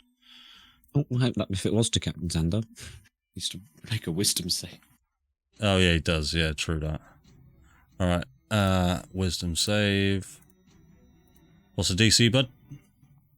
50. Yeah, sadly. That will attack the engine. And I won't apply that to Xandar. The engine is taking quite a big hit now. It's down to a 6-cylinder, and it's off beat. It's off balance. It's just like a big cam. It'll come over to this Bone Devil, who will attack the engine as well.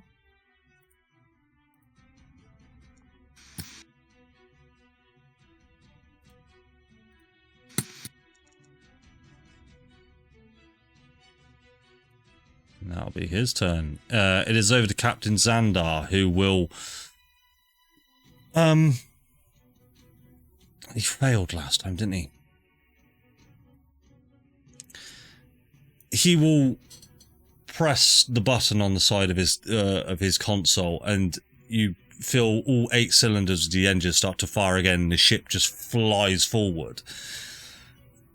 The problem being that was sort of the last resort. Right now, the engine's being battered. Ella's not constant. Ella's tether is getting wise. So the ship is now on the outskirts of Neverwinter.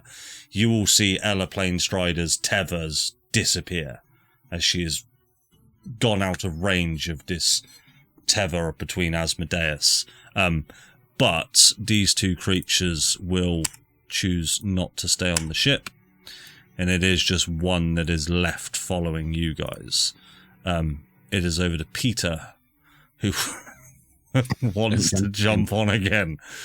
Anyway, I'll say, I want to end this combat. So I'll say, let's go Julius, Lugas, Flopsy, and then we'll somehow this Bone Devil will fuck off. But Julius, over to you. Get him to go away. It's me. I can try. Where's Pete? Peter's on the deck. He's down here. He's on the deck. Okay, let's give it another go then. I'll walk up, and Julius is like, he looks wrecked. He's like dragging his toes along the deck as he kind of comes into range of this Bone Devil. And we'll try it one more time. He'll tell him to fuck off. And Okay, yeah. please make it work. Please get him the fuck off. Please get him to fuck off. So yeah, it's a wisdom save for him. Whiz save, yeah. Roll badly. Yeah. Oh! An 8! What do you... So fuck off is your command word, yeah? Yeah. Like I say, he's literally dragging his ass along the deck of the ship, and he'll look at it and he'll almost half-heartedly just point at it. And it's like, fuck off, please. And it's just going...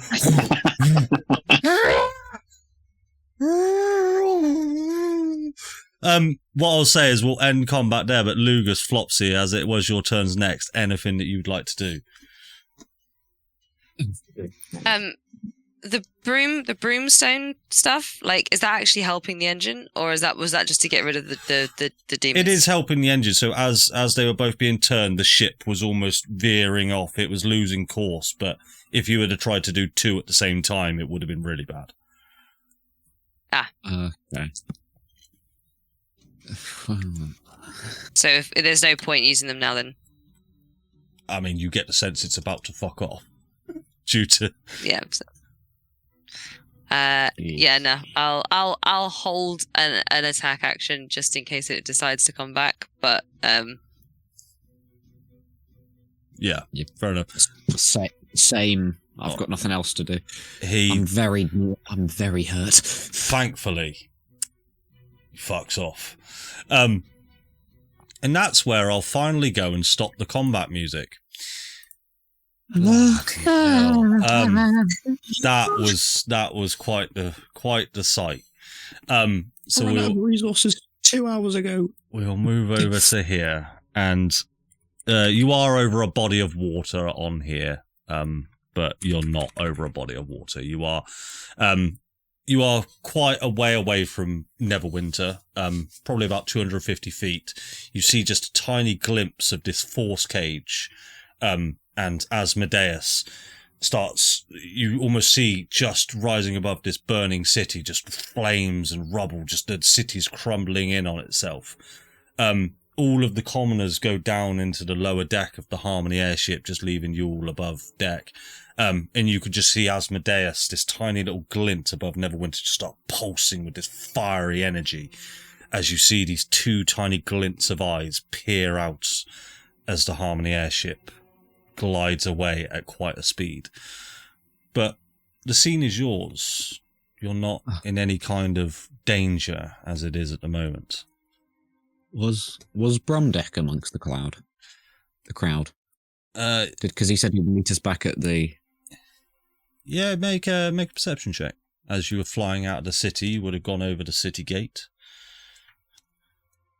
No, the dwarf, because he said he would meet us back at the city. Back at the city centre. I'm wondering if he would be at the crowd, because he went to go grab Lucy. Was he in the crowd? No, he wouldn't have been in the crowd, sadly. Oh. He went towards the city gates, but yeah, he wouldn't have made it back in time. Lucy is here, by the way. I just have a token for her. At 8. Yeah, Lucy. Come on. I'm just gonna... Yeah. I'm just gonna sink onto my ass. We're leaning up against the side of the ship. Ella will just sort of turn to you all and just say, are you all safe? Are you all intact? All your limbs? 1 second, let me check. 1, 2, 3, 4. Still got your tail, Lugas? I haven't checked. Can someone look at it? I'm too scared. You're good. You'll wander over and just lift up your little cassock. Yep, still there. Oh, thank God, it's my entire last name brushed to. And Xandar will kind of sit on this wooden plank now. He's hit the autopilot. He just turns to you, Flopsy, and just goes, "Hey, how you doing, lass?" Thank you. Flopsy's just gonna sink to the floor and start crying. I'm sorry. I wish I could have told you about this sooner. I really did. You knew? I didn't know this would happen in this entirety, but we had our suspicions. Let's put it that way. You mean your We just realised suspicions? that Who the fuck are you? I'm the captain of this ship. I've just been paid a lot of money by that lovely celestial lady over there to bring you guys safely to Neverwinter. And that I did. Okay. Ella with Wait, so you Okay. so you knew? Were you the one that invited us? Aye. I was the one that sent those invitations. I apologise.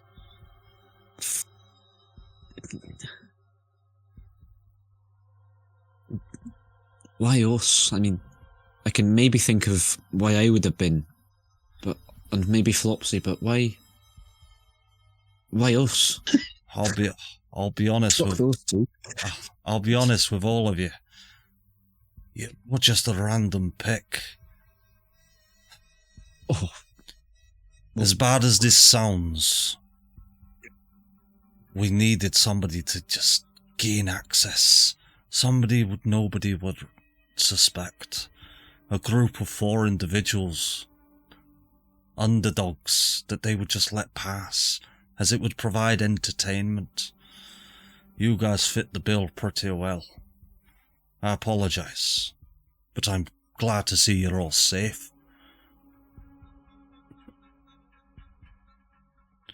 What you just witnessed there was the awakening of Asmodeus, one of the betrayer gods. I guessed.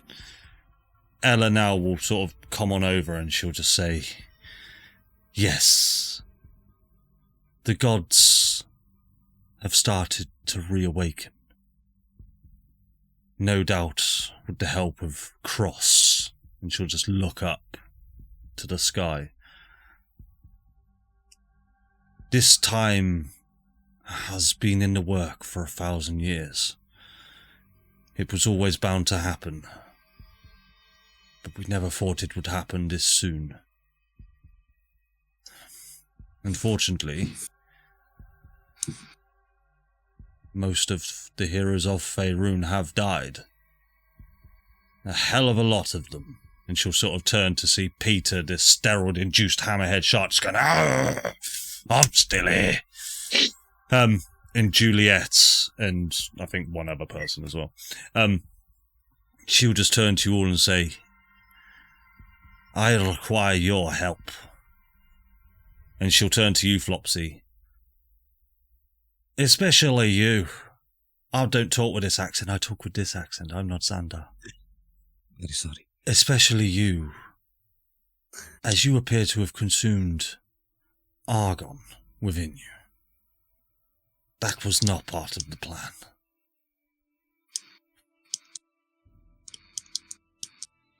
Yeah, Flopsy is gonna scowl at her. Oh, so you're asking this time, are you? You're actually asking if we want to help. I'm pleading with you.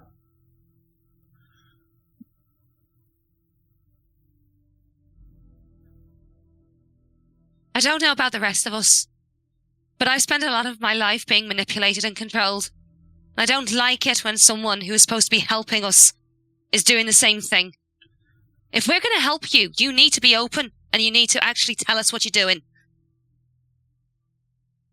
I will tell you everything I know. I promise you that. Because you just dragged us into an apocalypse. I'm sorry. But if there was any other way, we would have sorted it out. Thanks to you all, we have a chance.